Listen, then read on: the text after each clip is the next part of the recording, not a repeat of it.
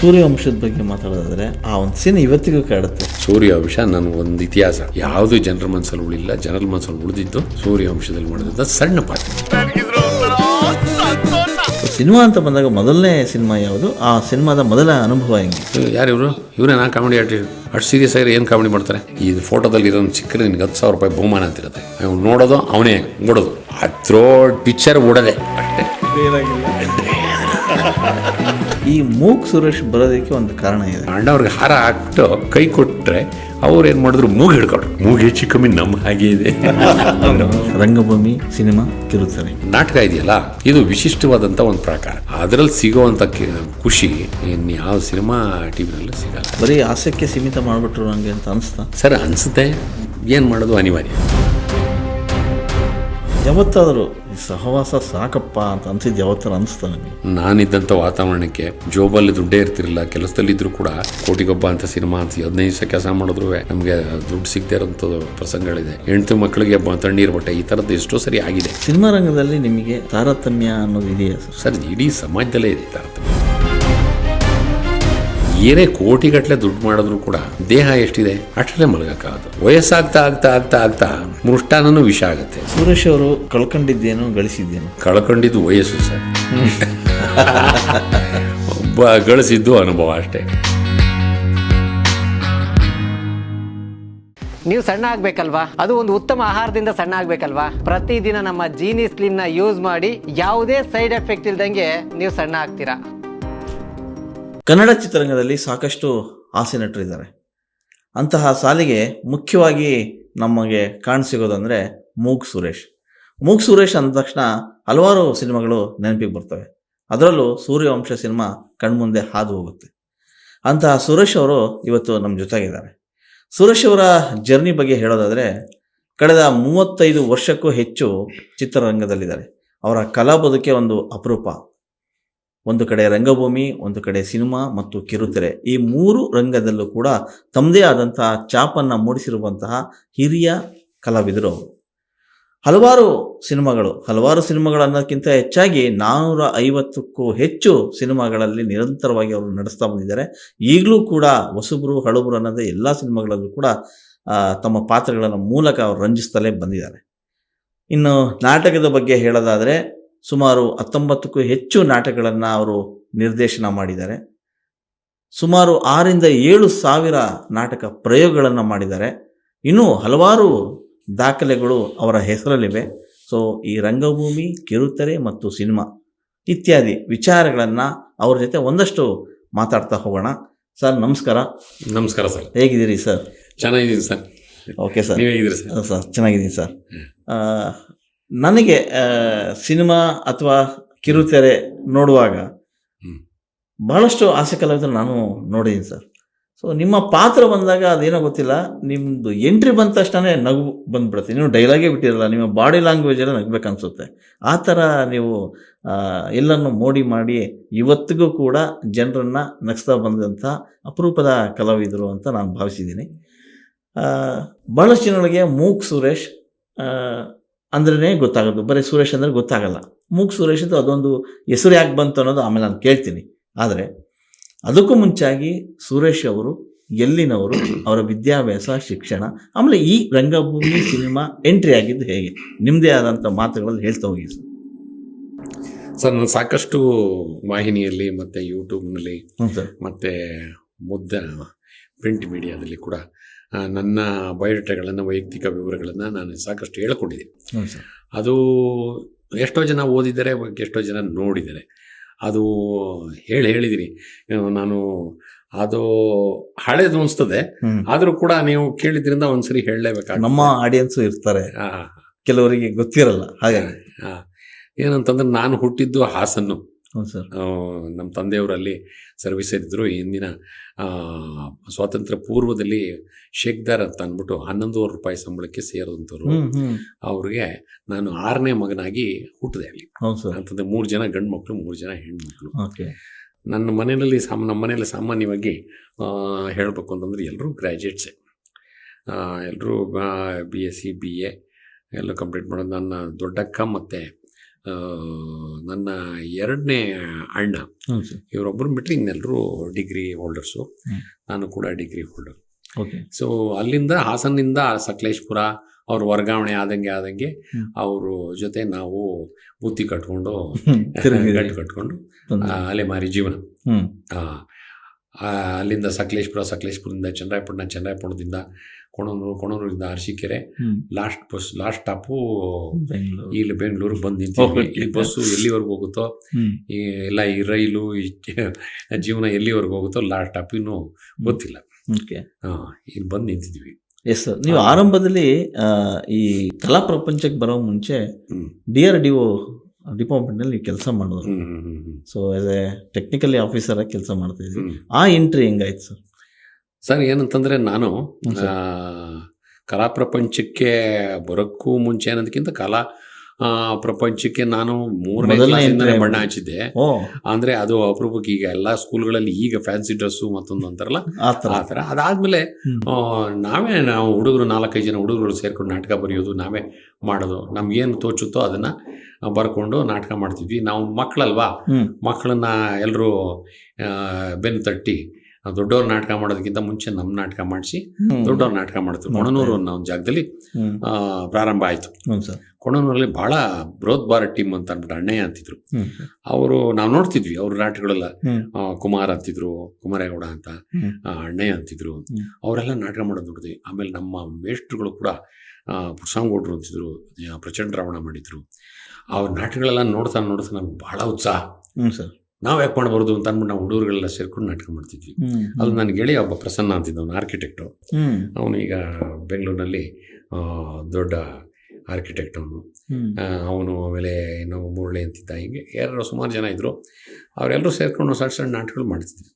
ನಂತರ ಅದಂತರ ಅರಸೀಕೆರೆಗೆ ನಮ್ಮ ತಾಯಿ ತೀರೋದ್ರು 7ನೇ ಕ್ಲಾಸಲ್ಲಿದ್ದಾಗ. ಅಲ್ಲಿಂದ ಅರಸೀಕೆರೆಗೆ ಬಂದ್ವಿ. ಅರಸೀಕೆರೆಲ್ಲೂ ಒಂದು ಹೊಯ್ಸಲೇಶ್ವರ ಕಾಲೇಜ್ ಅಂತಿತ್ತು. ಹೈಸ್ಕೂಲಲ್ಲಿ ಒಂದು ನಾಟಕ ಮಾಡಿದ್ವಿ ಮೇಷ್ಟ್ರುಗಳ ಜೊತೆ. ಮೇಷ್ಟ್ರುಗಳು ಗಂಡು ಪಾತ್ರ ಮಾಡೋರು, ನಾವು ಹೆಣ್ಣು ಪಾತ್ರ ಮಾಡ್ತಿದ್ವಿ ಹುಡುಗರು. ಸರಿ, ಅಲ್ಲಿಂದ PUC ಬಂದಾಗ PUC ಬೇಲೂರು ಕೃಷ್ಣಮೂರ್ತಿದ್ದು ಒಂದು ನಾಟಕ ಮಾಡಿದ್ವಿ. ಅದಾದಮೇಲೆ ಫಸ್ಟ್ ಇಯರ್ PUCಲಿ ಆಲ್ ಡೌನ್ ವಾಶ್ಔಟ್ ಆಗ್ಬಿಡ್ತು. ಯಾಕೋ ಕಾರಣಾಂತರಗಳಿದೆ, ಹೆಲ್ತ್ ಸರಿ ಇರಲಿಲ್ಲ. ಓದ್ತಿದ್ದು ತಲೆ ಒಳಗೆ ಮುಟ್ತಿರಲಿಲ್ಲ, ತಲೆಯಲ್ಲಿ ಮುಟ್ಟಿದ್ದು ಕೈಗೆ ಬರಲಿಲ್ಲ. ಆ ಬರೆದಿದ್ದು ಯಾರು ಇದು ಮಾಡ್ತಾರೋ ವ್ಯಾಲ್ಯೂಯೇಷನ್ ಮಾಡೋರಿಗೆ ಅವ್ರಿಗೆ ಮುಟ್ಲಿಲ್ಲ. ಅವ್ರಿಗೆಲ್ಲರೂ 35ಕ್ಕಿಂತ ಕಮ್ಮಿ ಹಾಕೋದು, 15, 10, 11 ಎಲ್ಲ ಹಾಕಿ ಕೊನೆಗೆ ಇನ್ನೊಂದ್ಸರಿ ಕೂತ್ಕೊಂಡು PUC ಓದು ಅಂತ ಅಲ್ಲಿ ವಾಶ್ಔಟ್ ಮಾಡಿಸಿದ್ರು. ಅಲ್ಲಿಂದ ನಮ್ಮ ತಂದೆಯವರಿಗೆ ಅರಸೀಕೆರೆಯಲ್ಲಿ ರಿಟೈರ್ ಆಯಿತು.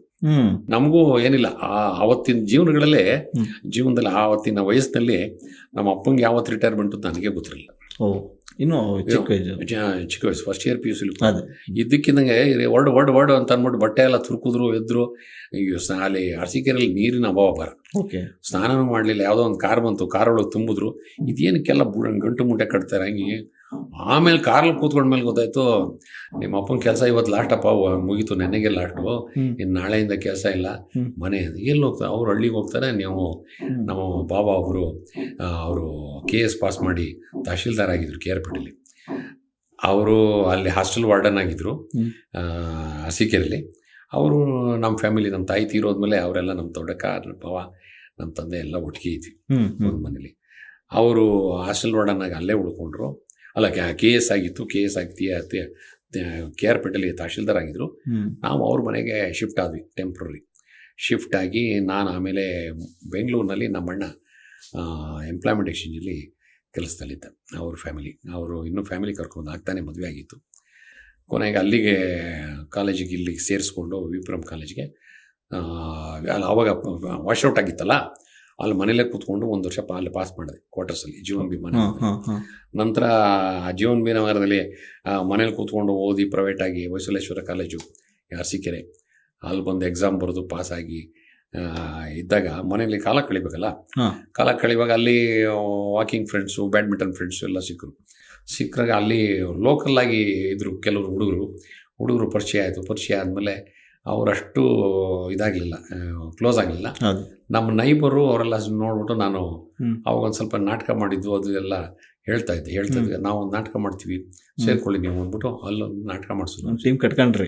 ಟೀಮ್. ಅದೇನು ಅಂದ್ರೆ ನಮ್ಮ ಮನೆಯವರು, ನಮ್ಮ ಅತ್ತಿಗೆಯವರು ಹೊಸದಾಗಿ ಮದುವೆ ಆಗಿದ್ದು, ತವ್ರ ಮನೆಗೆ ಹೋಗ್ತಾ ಇದ್ರು. ಅದೊಂದು ಅವಕಾಶ. ನಮ್ಮ ಅಣ್ಣ ಹೆಂಡತಿ ಇಲ್ದಿದ್ದಾಗ ಎಲ್ಲಿ ಮನೆ ಸೇರ್ತಾರೆ? ಸೊ ನಮ್ದೇ ರಾಜ್ಯಭಾರ ಮನೇಲಿ, ನಾವೇ ಅಡಿಗೆ ಮಾಡ್ತಿದ್ವಿ. ಸೊ ಹಾಗಾಗಿ ಅವರೆಲ್ಲ ಸೇರ್ಕೊಂಡು ನಮ್ಮನೇಲಿ ನಾಟಕ ರಿಹರ್ಸಲ್ ಆಗೋದು. August 15th ಒಂದು ನಾಟಕ, ಗಣಪತಿ ಫೆಸ್ಟಿವಲ್ ಉತ್ಸವ ನಾಟಕ, ಹೀಗೆ ಮಾಡ್ತಾ ಇದ್ದಾಗ ಸೆಕೆಂಡ್ PUC ವಿಪ್ರಮ್ ಕಾಲೇಜಲ್ಲಿ ಸೇರ್ಕೊಂಡ್ರೆ ನಂತರ ಅಲ್ಲೇನು ಅಂಥ ಆ್ಯಕ್ಟಿವಿಟೀಸ್ ಆಗಲಿಲ್ಲ ನನಗೆ. ವಿಪ್ರಮ್ ಕಾಲೇಜಲ್ಲಿ ಅಷ್ಟು ನಾನು ಬೆಳಕಿಗೆ ಬರಲಿಲ್ಲ. ಫಸ್ಟ್ ಇಯರ್ BScಗೆ ಸೇರಿಕೊಂಡೆ ಗೌರ್ಮೆಂಟ್ ಸೈನ್ಸ್ ಕಾಲೇಜಿಗೆ. ಅಲ್ಲಿಂದ ಅಲ್ಲಿ ಶಿಫ್ಟ್ ಆದೆ. ಅಲ್ಲಿ ಫೀಸ್ ಕಟ್ಟೋದು ಕಷ್ಟ. ನಮ್ಮಣ್ಣ ಗುಮಾಸ್ತ, ಕ್ಲರ್ಕ್, ಎಂಪ್ಲಾಯ್ಮೆಂಟ್ ಎಕ್ಸ್ಚೇಂಜಲ್ಲಿ. ಪಾಪ ಕಷ್ಟ, ಆಗಿನ ಕಾಲದ ಕಷ್ಟ, ಫೀಸ್ ಕಟ್ಟೋದು ಕಷ್ಟ ಆಗುತ್ತೆ, ಅದು ಇದು ಅಂದ್ಬಿಟ್ಟು ನಮ್ಮ ತಂದೆ ರಿಟೈರ್ಡ್. ಯಾರು ಕೊಡ್ತಾರೆ ದುಡ್ಡು ಫೀಸ್ ಅಂತಂದಿಲ್ಲ. ಒಂದು ಬ್ಯಾಡ್ಮಿಂಟನ್ ಬ್ಯಾಟ್ ತಂದು ಕೊಡು, ನಾನು ಬ್ಯಾಡ್ಮಿಂಟನ್ ಆಡಬೇಕು ಅಂತ ಕೇಳಿ ಸಾಕಾಯ್ತು. ಕೊನೆಗೂ ಪಾಪ ತಂದು ಕೊಡಲಿಲ್ಲ, ಆಗಲಿಲ್ಲ ಅವನಿಗೆ. ಕಷ್ಟ ಆಯಿತು. ಆಮೇಲೆ ಹೆಂಗೋ ಅವಾಗ ನಟ ಸಾರ್ವಭೌಮ ಅಂತ ಒಂದು ಅನಾಕ್ರವರ್ದು ಪುಸ್ತಕ ಮನೇಲಿದ್ದಾಗ ಯಾವ ವರ್ಷ ಆಯ್ತು, ಮನೇಲಿ ಜಾಸ್ತಿ ಸಮಯ ಸಿಕ್ತು ಅದು. ಆಮೇಲೆ TK ರಾಮರಾವ್ದು ಮಣ್ಣಿನ ದೋಣಿನೋ ಯಾವುದೋ ಒಂದು ಓದಿದೆ. ಅಂತರ ಸುಮಾರು ಕಥೆಗಳು ಎಲ್ಲ ನೋಡೋಕೆ ಸಮಯ ಸಿಕ್ತು. ಅವಾಗ ಕ್ರಿಕೆಟ್ ಕಾಮೆಂಟ್ರಿ ಕೇಳ್ತಿದ್ದೆ. ಒಂದು ಯಾವುದೋ ಒಂದು ಹೊಡೆದೋಗಿರೋದು ಇತ್ತು, ಅದಕ್ಕೆ ರಬ್ಬರ್ ಬಾಟ್ ಹಾಕ್ಕೊಂಡು ಕ್ರಿಕೆಟ್ ಕಾಮೆಂಟ್ರಿ ಕೇಳ್ತಿದ್ದೆ. ಆಮೇಲೆ ವಾಕಿಂಗ್ ಹೋಗುವೆ. ಆಮೇಲೆ ಗೌರ್ಮೆಂಟ್ ಸೈನ್ಸ್ ಕಾಲೇಜ್ ಸೇರಿದ್ಮೇಲೆ ಇನ್ನಷ್ಟು ಜನ ಬಸ್ಸಲ್ಲಿ ಹೋಗುವ ಫ್ರೆಂಡ್ಸ್ಗಳಾದ್ರು, ಕಾಲೇಜ್ ಫ್ರೆಂಡ್ಸ್ಗಳು. ಅವರೆಲ್ಲ ಲೋಕಲ್ ಇದ್ರು. ಅವ್ರನ್ನೆಲ್ಲ ಸೇರಿಸ್ಕೊಂಡು ನಾವು ನಾಟಕ ಮಾಡೋಣ ಅಂತ ಶುರು ಮಾಡಿದ್ವಿ. ಆಯ್ತು ನೋಡಿ, ಅಲ್ಲಿ ಎರಡೇ ಅವಕಾಶ ನಮಗೆ, August 15th ಮತ್ತೆ ಗಣೇಶನ ಹಬ್ಬದ ದಿವಸ, ಎರಡು ಮಾಡಿದೆ. ಆಮೇಲೆ ನಮ್ಮ ಮನೇಲಿ ಸ್ವಾತಂತ್ರ್ಯ ಚೆನ್ನಾಗಿ ಸಿಕ್ಬಿಡ್ತು. ಮನೇಲಿ ಯಾರು ಇರ್ಲಿಲ್ವಲ್ಲ, ಇವನು ಒಬ್ಬನೇ ಇದ್ದಾನೆ ಅಂದ್ರೆ ಎಲ್ಲ ಬಂದು ಹರಟೆ ಹೊಡೆಯೋಕೆ ಶುರು ಮಾಡೋರು. ವಾಕಿಂಗ್ ಹೋಗೋದು, ಬಂದು ಹರಟೆ ಹೊಡೆಯೋದು, ನಾಟಕ ಶುರು ಮಾಡೋದು, ಆಮೇಲೆ ಹೋಗೋದು. ಅಲ್ಲಿ ಒಲ್ಲಿ ಶಾಸ್ತ್ರಿ ಅಂತ ನಮ್ಮ ಗೆಳೆಯರೊಬ್ರು ಇದ್ರು, ನಮ್ಮ ಊರಿನವರೊಬ್ರು ಇದ್ರು. ಅವರು ಅಲ್ಲಿ ಎಂಪ್ಲಾಯೀಸು, ಅಲ್ಲಿ ರೆಸಿಡೆನ್ಷಿಯಲ್ ಅಸೋಸಿಯೇಷನ್ ಪ್ರೆಸಿಡೆಂಟ್ ಅವರು. ಅವರೆಲ್ಲ ಸೇರಿ ಒಂದು ತಂಡ ಕಟ್ಟಿದ್ರು. ಅವರು ಬೆನಕಾದಲ್ಲಿ ಕೆಲಸ ಮಾಡಿದ್ರು. ಬೆನಕಾದಲ್ಲಿ ನಾಟಕ ಪತ್ರ ಮಾಡ್ತಿದ್ರು, ಬೆನಕಾ ತಂಡದಲ್ಲಿ. ಅವ್ರು ಏನು ಮಾಡೋದು, ಅಲ್ಲೇ ಒಂದು ತಂಡ ಮಾಡೋದು, ತುಷಾರ ಕಲಾವಿದರು ಅಂತ. ಅವ್ರ ಜೊತೆ ಅವರು ತಮ್ಮದಿರೆಲ್ಲ ಬಂದು ನನ್ನ ತಂಡದಲ್ಲಿ ಸೇರ್ಕೊಂಡು ನಮ್ಮ ತಂಡದಲ್ಲಿ ಅವರು ಪ್ರೆಸಿಡೆಂಟ್ ಅಲ್ವಾ, ಆನಿವರ್ಸರಿ ಬಡುವಾಗ, ಗಣೇಶನೋತ್ಸವ ಮಾಡುವಾಗ ಅವರೇ ಇನ್ಚಾರ್ಜು. ಅಲ್ಲಿ ಕಾಮೆಂಟ್ಸ್ಗಳು ಶುರು ಆಯಿತು. ಏನು ಒಲಿಷನ್ ತಮ್ಮದಿರ, ಒಲಿಷನು ಸ್ಟೇಜ್ ಮೇಲೆ ಇರ್ತಾನೆ ನಾಟಕ ಮಾಡೋದು, ಅವ್ರು ತಮ್ಮದೂ ಸ್ಟೇಜಲ್ಲಿ ಇರ್ತಾರೆ, ಎಲ್ಲ ಇವ್ರ ಮನೆಯದೇ ಆಗೋಯ್ತು. ಇವರು ಅಣ್ಣ ತಂದಿರೇ ನಾಟಕ ಮಾಡೋಕೆ. ಆಮೇಲೆ ಏನೋ ಕಾಮೆಂಟ್ ಆದಾಗ ಯಾವ ಕಾರಣಕ್ಕೂ ನನ್ನ ತಮ್ಮದಿರು ಸ್ಟೇಜ್ ಹತ್ಕೊಡೋದು ಅಂತ ಅವರು ತೀರ್ಮಾನ ಮಾಡಿಬಿಟ್ಟು ಏನಾದರೂ ಮಾಡಿ ನನ್ನನ್ನು ಹೈಜಾಕ್ ಮಾಡ್ಬೇಕಲ್ಲ ಅಂತ ಅಂದ್ಬಿಟ್ಟು ಅವ್ರು ತುಷಾರ ಕಲಾವಿದರು ನನ್ನ ನಾಟಕ ಮಾಡೋಕ್ಕೆ ಸೇರಿಸ್ಕೊಂಡ್ರು. ನಮ್ಮ ತಂಡ ಅಲ್ಲೇ ನಿಂತ್ಕೊಡ್ತು ಈ ಕಡೆ. ಅವ್ರ ಜೊತೆ ಸೇರಿ ಅವ್ರು ಮಾಡ್ತಾ ಇದ್ದೆ ಕಮ್ಮಿ ನಾಟಕ, ಯಾವುದೋ ಒಂದು ನಾಟಕದಲ್ಲಿ ಮದುವೆಯಲ್ಲಿ ಸೇರಿಸ್ಕೊಂಡು ಅವ್ರ ಜೊತೆ ಒಂದು 2 ನಾಟಕ ಮಾಡಿದೆ ಅಷ್ಟೇ. ಅದಾದಮೇಲೆ ಅಷ್ಟೊತ್ತಿಗೆ ನಮ್ಮ ಓದಿನ ಕಡೆದು ಅಲ್ಲಿ ನೋಡಿ, ಒಲ್ಲಿ ಶಾಸ್ತ್ರಿ ಈಗ ಅಮೆರಿಕದ ನಾವಿಕಾ ಅಂತ ಒಂದು ಸಂಸ್ಥೆ ಕಟ್ಕೊಂಡಿದ್ದಾರೆ. ಅವ್ರ ಸ್ನೇಹಿತರುಗಳೆಲ್ಲ ಸೇರ್ಕೊಂಡು ಸುಮಾರು ಸರಿ ಕರೆಸ್ರಿ ನಮ್ಮ ಅಮೆರಿಕದಲ್ಲಿ ಒಂದು ಸರಿ ಸುಮ್ಮನೆ ಅಂತ ಕರೆಸಲಿಲ್ಲ. ಇಲ್ಲಿ ಊರಲ್ಲಿ ಕರ್ನಾಟಕದಲ್ಲಿರೋ ಎಲ್ಲ ಕಲಾವಿದರುಗಳು ಹೋಗ್ಬಿಟ್ರು. ನಮ್ಗೆ ಅವರು ಜೊತೆಲಿ ಕೆಲಸ ಮಾಡಿದ್ರು. ಅವರು ಕರ್ಸ್ಕೊಳ್ಳಿಲ್ಲ. ಹಂಗಂತಾರೆ ನನಗೆ ಗೊತ್ತಿಲ್ಲ ನಿಂಗೆ ಹೆಂಗೆ ಕರ್ಸ್ಕೊಳ್ಳೋದು ಅಂತ. ಸಂಸ್ಕೃತಿ ಇಲಾಖೆಯವರು ಹೆಲ್ಪ್ ಮಾಡಬೇಕು, ಇಲ್ಲ ಇಲ್ಲಿ ಯಾರು ಹೆಲ್ಪ್ ಮಾಡಬೇಕು. ಬಾಕಿ ಎಲ್ಲ ಕಲಾವಿದರನ್ನ ನಮ್ಮನ್ನು ಕರ್ಕೊಂಡು ಈ ಐಡಿಯಾ ಕೊಟ್ಟಾಗ ಹೆಂಗೆ ಯಾವಾಗಲೂ ಒಂದ್ಸರಿ ಹಿಂಗೆ ಒಲ್ಲಿ ಶಾಸ್ತ್ರಿ ನಾವೆಲ್ಲ ಹಿಂಗೆ ನಾಟಕ ಮಾಡ್ತೀವಿ ಅಂತ ನೀವು ನಾಗರಾಜ ಮೂರ್ತಿ ಗೊತ್ತಾದ್ಮೇಲೆ, ಹೌದು ಅವ್ರು ಯಾರು ಇವರು ಏನೋ ಅಂತ ಕೇಳ್ಕೊಂಡು ನಾಗರಾಜ ಮೂರ್ತಿಯಿಂದ ಹಿಡಿದು ಯಾರು ಎಲ್ಲರೂ ಅವರೆಲ್ಲ ಹೋಗ್ಬಂದ್ಬಿಟ್ರು ನಮ್ಮನ್ನು ಬಿಟ್ಟು. ಕೊನೆಗೆ ಏನೋ ಇನ್ನೊಂದ್ಸರಿ ಯಾರೋ ಮಂಜುನಾಥ್ ಪ್ರಸಾದ್ ಅಂತ ಮಂಗಳೂರಿನವರು, ಅವರು ಏನೋ ಮಾಡೋದು ಸಿಂಗ್ಪುರಲ್ಲಿ ಇದೇ ಥರ ಕನ್ವೆನ್ಷನ್ ಮಾಡಿ ಇದು ಮಾಡೋದು. ನನ್ನ ಅಪ್ರೋಚ್ ಮಾಡಿದರು ಹಿಂಗೆ ಅಂತ. ನನ್ನ ಹತ್ರ ದುಡ್ಡಿಲ್ಲಮ್ಮ, ಅಷ್ಟು ದುಡ್ಡಿಲ್ಲ, ಎಲ್ಲರನ್ನೂ ಕರ್ಕೊಂಡು ಬರೋದಕ್ಕೆ ನಾವು ದುಡ್ಡು ಹಾಕೊಂಡು ಬರಬೇಕು, ನೀವು ಕರ್ಸ್ಕೊಂಡು ಬರ್ತೀವಿ. ಕೊನೆಗೆ ನಾಗರಾಜ ಮೂರ್ತಿ ವಿಜಯ್ ಕುಮಾರ್ ಅನ್ನೋ ಹತ್ರ ಮಾತಾಡಿ ನಮ್ಮ ತಂಡನ ಕರ್ಕೊಂಡೋಗಿ ಸಿಂಗಪುರಲ್ಲಿ ನಾಟಕ ಮಾಡಿದ್ವಿ. ಈ ಥರದ್ದು ಆ ಕಾಲೇಜಲ್ಲಿದ್ದಾಗ ನಾಗರಾಜ ಮೂರ್ತಿ ಪರಿಚಯ ಆಯಿತು. First year BSc, second year BSc, first year BSc second BSc. ಸ್ಟೇಜಲ್ಲಿ ಹೋಗಿ ನಮ್ಮ ಹುಡುಗರೆಲ್ಲ ಹೋಗೋ ಮಿಮಿಕ್ರಿ ಮಾಡೋನವರು. ನಾನು ಸಣ್ಣ ಪುಟ್ಟ ಮಿಮಿಕ್ರಿ ಮಾಡ್ತೀನಿ. ಆಮೇಲೆ ನಾಗರಾಜ ಮೂರ್ತಿ ಅಲ್ಲಿ college inter college competitions, cultural competitions, ನೀವು ಸಂಜೆ ಕನ್ನಡ ಸಂಘ ಅದು ಇದರಲ್ಲಿದ್ದರು. ಈ ಅಲ್ಲೆಲ್ಲ ರಾಜಾಜಿನಗರದ ಹುಡುಗರದೇ ಅವಳಿ ಎಲ್ಲ ಎಲೆಕ್ಷನ್ಸು ಇದರಲ್ಲೆಲ್ಲ. ಇವನ್ನೆಲ್ಲ ಒಂದು ಸ್ವಲ್ಪ ಅಷ್ಟೊತ್ತಿಗಾಗಲೇ ವಯಸ್ಸು ದತ್ತನ ಶಿಷ್ಯ ಅವರು. ಆಮೇಲೆ ಅವನ ಮೂಲಕ ನನಗೆ ದತ್ತ ಗೊತ್ತಾಯಿತು. ಅವನ ಮೂಲಕ ಗೋಪಾಲೆ ಈಗ ಮಿನಿಸ್ಟರ್ ಆಗಿರಲ್ಲ, ಅವ್ನು ನನಗೆ ಗೋಪಾಲೆ ಎಲೆಕ್ಷನ್ ನಿಂತ್ಕೊಂಡಾಗ ನಾನು ಅವನ ಜೊತೆ ಓಡಾಡೋದು, right hand left hand election canvas ಮಾಡೋದು, ಸ್ನೇಹಿತರು. ಆವಾಗ ಸೆಕ್ರೆಟರಿಯಾಗಿ ಗೆಲ್ಸಿದ್ವಿ. ಕನ್ನಡ ಸಂಘದಲ್ಲೂ ವರ್ಕ್ ಮಾಡಿದೆ. ಕನ್ನಡದಲ್ಲೂ ಸಹಕಾರ್ಯದರ್ಶಿಯಾಗಿದ್ದೆ, ಸಮಿತಿ ಸದಸ್ಯ ಆಗಿದ್ದೆ. ತುಂಬ ಆ್ಯಕ್ಟಿವ್ ಆಗಿ ಓಡಾಡ್ತಿದ್ವಿ ಅವ್ರ ಜೊತೆ, ಹಿಂದೆ ಮುಂದೆ ಯಾವುದು ಕಾರ್ಯಕ್ರಮ ಇದ್ದರೂ ಆ ಕಾಲೇಜಲ್ಲಿ ಮುಂದೆ ಇರ್ತಿದ್ವಿ. ಆಮೇಲೆ ಪರಿಚಯ ಆದಮೇಲೆ ಅದೇ ನಾಗರಾಜ್ ಮೂರ್ತಿ ಪರಿಚಯ ಆಗಿದೆ. ಹೆಂಗೆ ಅಂದರೆ ಸ್ಟೇಜ್ ಮೇಲೆ ಕೇಳಲಿಲ್ಲ ಹೋಗ್ಬಿಟ್ಟೆ ನಾನು.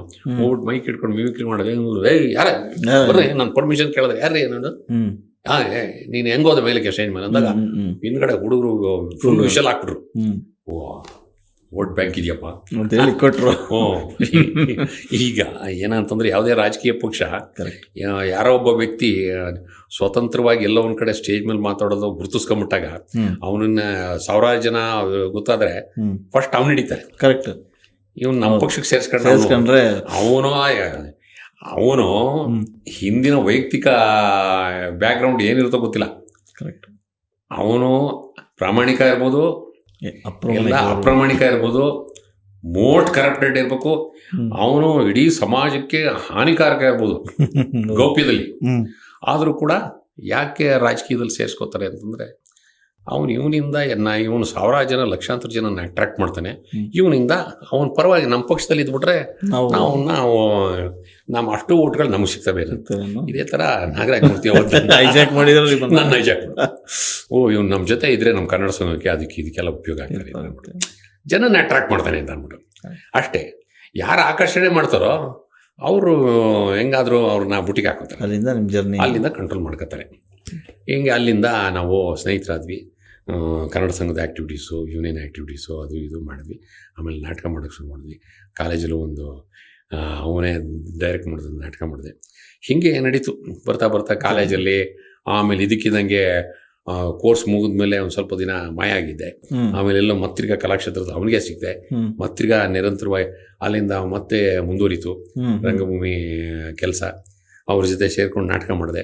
ಮೊದಲು ಒಂದು 2 ವರ್ಷ ನಾನು ಗೇಟ್ ಕಾಯಿಸ್ಬಿಟ್ಟ, ಪಾತ್ರ ಕೊಡಲಿಲ್ಲ. ರವೀಂದ್ರ ಕಲಾಕ್ಷೇತ್ರದಲ್ಲಿ ನಮ್ಮ ಆಫೀಸಲ್ಲಿ ಮಾಡ್ತಿದ್ದೆ, ಇಲ್ಲಿ ಮಾಡಲಿಲ್ಲ. ಆಮೇಲೆ ಕೊನೆಗೆ ಒಂದೊಂದೇ ನಾಟಕದಲ್ಲಿ ಪಾತ್ರ ಮಾಡೋಕ್ಕೆ ಶುರು ಮಾಡಿದೆ. ನಾನು ಮಾಡಿದ್ದೆಲ್ಲ ಸಣ್ಣ ಪಾತ್ರನೇ. ಎಲ್ಲೋ ಒಂದು ಮಲ್ಲಮ್ಮನ ಮನೆ ಹೋಟ್ಲು, ಇನ್ನೊಂದು 2 ನಾಟಕದಲ್ಲಿ ದೊಡ್ಡ ಪಾಠ. ಆಮೇಲೆ ನಾನು ಇಂಡಿಪೆಂಡೆಂಟ್ ಆಗೋದು ನಾನೇ ಬೇರೆ ಬೇರೆ ಕಡೆ ಮೇಜರ್ ಕ್ಯಾರೆಕ್ಟರ್ಗಳು ಮಾಡಿದೆ. ಈಗ ಸುಮಾರು 6,000 to 7,000 ಪ್ರಯೋಗಗಳಾಗಿದೆ ಸರ್. ಮೇಜರ್ ಆಗಿ ನಿಮಗೆ ತುಂಬಾ ಪಾಪ್ಯುಲಾರಿಟಿ ತಂದುಕೊಟ್ಟಂತ ನಾಟಕ ರಂಗಭೂಮಿ? ಹವ್ಯಾಸಿ ರಂಗಭೂಮಿನಲ್ಲಿ ಪ್ರತಿಯೊಂದು ನಾಟಕನೂ ಕೂಡ ಮೌನಿ ಅನ್ನೋ ಒಂದು ನಾಟಕದಲ್ಲಿ ಅದರಲ್ಲಿ ಇದ್ದಂಥ ಎಲ್ಲ ಪಾತ್ರಗಳನ್ನು ಮಾಡಿಬಿಟ್ಟಿದ್ರು. ಎಲ್ಲ ಮಾಡಿದ್ರಿ. ಎಲ್ಲದು ಯಾವುದೇ ಪಾತ್ರ ಮಾಡಿದ್ರು ಕೂಡ ನನಗೆ ಆ ನಿರ್ದೇಶಕ ಆಗಿರ್ಬೋದು, ಪ್ರೇಕ್ಷಕ ಆಗಿರ್ಬೋದು, ಒಬ್ಬ ನಾಗರಾಜ್ ಮೂರ್ತಿ ಸಂಘಟಕ ಆಗಿರ್ಬೋದು, ಜೊತೆಗೆ ಎಲ್ಲ ಸ್ನೇಹಿತರುಗಳು ಸಹ ಕಲಾವಿದರು ಇರ್ತಾರಲ್ಲ, ಅವರೆಲ್ಲರೂ ಕೂಡ ನಮ್ಮ ಪಾತ್ರದೊಳಗೆ ನನ್ನನ್ನು ನೋಡ್ತಾ ಇದ್ರು ಚೆನ್ನಾಗಿ. ಮೋನಿ ಆಗಿರ್ಬೋದು, ಸಂತೆಯಲ್ಲಿ ನಿಂತ ಕಬೀರದಲ್ಲಂತೂ ನಮ್ಮ ಪಾತ್ರ ಅಹಮದಾಬಾದಲ್ಲಿ ಯಾರೋ ಇಂಗ್ಲೀಷ್ ಪೇಪರ್ನಿ limping the priest stolen the show ಅಂತ ಬರೆದಿದ್ರು. ಹಾಗಂತ ನಾನು ಹೊಗಳ್ಕೊಳ್ಳೋದಕ್ಕಿಂತ ಹೆಚ್ಚಾಗಿ ನನ್ನ ಪಾತ್ರವನ್ನು ನಾನೆಲ್ಲೋ ಸ್ಕ್ರೀನ್ ಮೇಲೆ ನೋಡೋದು ಸಿನಿಮಾದಲ್ಲಿ ಮಾತ್ರ, ಟಿವಿನಲ್ಲಿ ಮಾತ್ರ. ಆದರೆ ನನ್ನ ಪಾತ್ರ ನಾನು ನೋಡೋಕ್ಕೆ ಸಾಧ್ಯ ಇರೋದು ಸಿನಿಮಾ, ಟಿವಿನಲ್ಲಿ ಮಾತ್ರ. ನಾನು ಮಾಡಿದ ಪಾತ್ರ ನಾನು ನೋಡೋಕ್ಕೆ ಸಾಧ್ಯ ರಂಗಭೂಮಿಲಿ ಆಗಲ್ಲ. ಅದು ಪ್ರೇಕ್ಷಕರೇ ನೋಡಬೇಕು. ಯಾಕೆಂದರೆ ಅದು ಜೀವಂತ ಕಲೆ ನನಗೆ ಮಿರರ್ ಆಗಲ್ಲ. ಮಿರರ್ ಆಗಬೇಕು ಅಂತಂದರೆ, ನನಗೆ ನೋಡಬೇಕು ಅಂತಂದರೆ ಪ್ರೇಕ್ಷಕನ ಮೂಲಕ ನೋಡ್ಬೋದು. ಈಗ ನಾನು ಆ್ಯಕ್ಟ್ ಮಾಡ್ತಾ ಇರುವಾಗ ಅಲ್ಲೇನು ಪ್ರತಿಕ್ರಿಯೆ ಬರ್ತಾ ಇರುತ್ತೆ ಮುಂದೆ ಕುಳಿತಂಥ ಪ್ರೇಕ್ಷಕನಿಗೆ, ಅವನೇನು ವ್ಯಕ್ತಪಡಿಸ್ತಾ ಇರ್ತಾನೆ ನನ್ನ ಪಾತ್ರದ ನೋಡ್ತಾ ನನ್ನ ಪಾತ್ರದೊಳಗೆ ಅವನು ಒಂದಾಗಿರ್ತಾನೆ. ಸೊ ಆವಾಗ ನನ್ನ ಪಾತ್ರ ಅವನು ಇನ್ವಾಲ್ವ್ ಆಗಿದ್ರೆ ನಾನು ಪಾತ್ರ ಚೆನ್ನಾಗಿ ಮಾಡ್ತಾ ಇದ್ದೀನಿ ಅಂತ ಒಂದು. ಎರಡನೇದಾಗಿ ನಾನು ಅವ್ರನ್ನ ಮನರಂಜಿಸ್ತಾ ಇದ್ದೀನಿ ಅಂತ ಅಷ್ಟೇ. ಈ ಥರ ಮಲ್ಲಮ್ಮನ ಮನೆ ಹೋಟ್ಲ ಆಗ್ಬೋದು, ಮೌನಿ ಆಗ್ಬೋದು, ಮಂಟೇಸ್ವಾಮಿ ಕಥಾ ಪ್ರಸಂಗ ಆಗ್ಬೋದು, ಬ್ರಹ್ಮಚಾರಿ ಶರಣ ಆಗ್ಬೋದು, ಇವರೇ ನಮ್ಮ ಯಜಮಾನರು ಆಗ್ಬೋದು, ಆಮೇಲೆ ಅಂತ್ಯ, ಬದುಕಿಲ್ಲದವನ ಭಾವವಿದೆ, ಪಡ್ಡೆಹುಡುಗನ ಪ್ರಣೀಕತೆ, ಹೀಗೆ ನೂರಾರು ನಾಟಕಗಳಲ್ಲಿ ಒಂದೊಂದು ನಾಟಕನೂ 50 ಶೋ, 100 ಶೋ, 700 ಶೋ, 500 ಶೋ. ಆಮೇಲೆ ಇತ್ತೀಚೆಗೆ ಕೆಲವೊಂದು ವೃತ್ತಿರಂಗಭೂಮಿಯ ಕೆಲವು ನಾಟಕಗಳು ಹೋಗೋದು ನಮ್ಮ ಖುಷಿ, ನಮ್ಮ ನೋಡೋದು, ಆ ಪಾತ್ರನ ಕಲ್ತ್ಕೊಂಡು ಮಾಡ್ತೀವಿ. ವೃತ್ತಿರಂಗಭೂಮಿಯ ಹೆಸರಾಂತ ಮತ್ತು ಪ್ರಬುದ್ಧ ನಟರಷ್ಟು ನಾನು ಬರೆದಿದ್ರು ಕೂಡ ಅವ್ರು 100% ಇದು ನಾನೊಂದು 80-90% ಆದರೂ ನಾನು ರೀಚ್ ಆ ಪಾತ್ರನ ಜಸ್ಟಿಫೈ ಮಾಡಿರ್ತೀನಿ. ಜೊತೆಗೆ ಅವ್ರು ಏನಂತಾರೆ ಅಂತಂದರೆ, ಸರ್ ಈ ಪಾತ್ರನ ನೀವು ಮಾಡಿದ್ರೆ ಜನ ಬೇರೆ ಥರನೇ ಇಷ್ಟಪಡ್ತಾರೆ ಸರ್. ಅದು ಈಗ ಮುದುಕನ ಮದುವೆ ದೊತ್ತರಿಗಿದ 50 ವರ್ಷದಿಂದ ನಾಟಕ ಇದ್ದೇನೆ ಸರ್. ಹೆಂಗಸರು, ಮಕ್ಕಳು, ವಯಸ್ಸಾದವರು ಎಲ್ಲ ಕೂತ್ಕೊಂಡು ನೋಡಿದ್ರೆ ನಗ್ತಾ ಇರ್ತಾರೆ. ಅದೆಲ್ಲೋ ನೀನು ಡಬಲ್ ಮೀನಿಂಗು ಅಂತ ಅಂದ್ಬಿಟ್ಟು ಯಾರೋ ನೇರವಾಗಿ ಹೇಳಿದ್ದೇ ಇಲ್ಲ. ಆಮೇಲೆ ನನಗೂ ಅನಿಸ್ತಾನೆ ಅದು ಸರ್ವೇ ಸಾಮಾನ್ಯ. ಎಲ್ಲ ಈಗ ಭಾಳ ಹವ್ಯಾಸಿ ರಂಗಭೂಮಿಗಳು ಕೂಡ ಭಾಳ ದೊಡ್ಡ ದೊಡ್ಡ ಕವಿಗಳು ಬರೆದಂಥ ನಾಟಕ ಡಬಲ್ ಮೀನಿಂಗು ಅದೇನಾಗಿದೆ, ಡಿಪ್ಲೊಮ್ಯಾಟಿಕ್ ಆಗಿದೆ. ಇದರಲ್ಲಿ ಒಂದು ಸ್ವಲ್ಪ ಜನಕ್ಕೆ ಅರ್ಥ ಆಗಂಗೆ ಇರುತ್ತೆ. ಅದರಲ್ಲಿ ಯಾರು ಬುದ್ಧಿವಂತರು ಕೂತ್ಕೋತಾರ ಮುಂದೆ, ಮೇಧಾವಿಗಳು, ಅವರು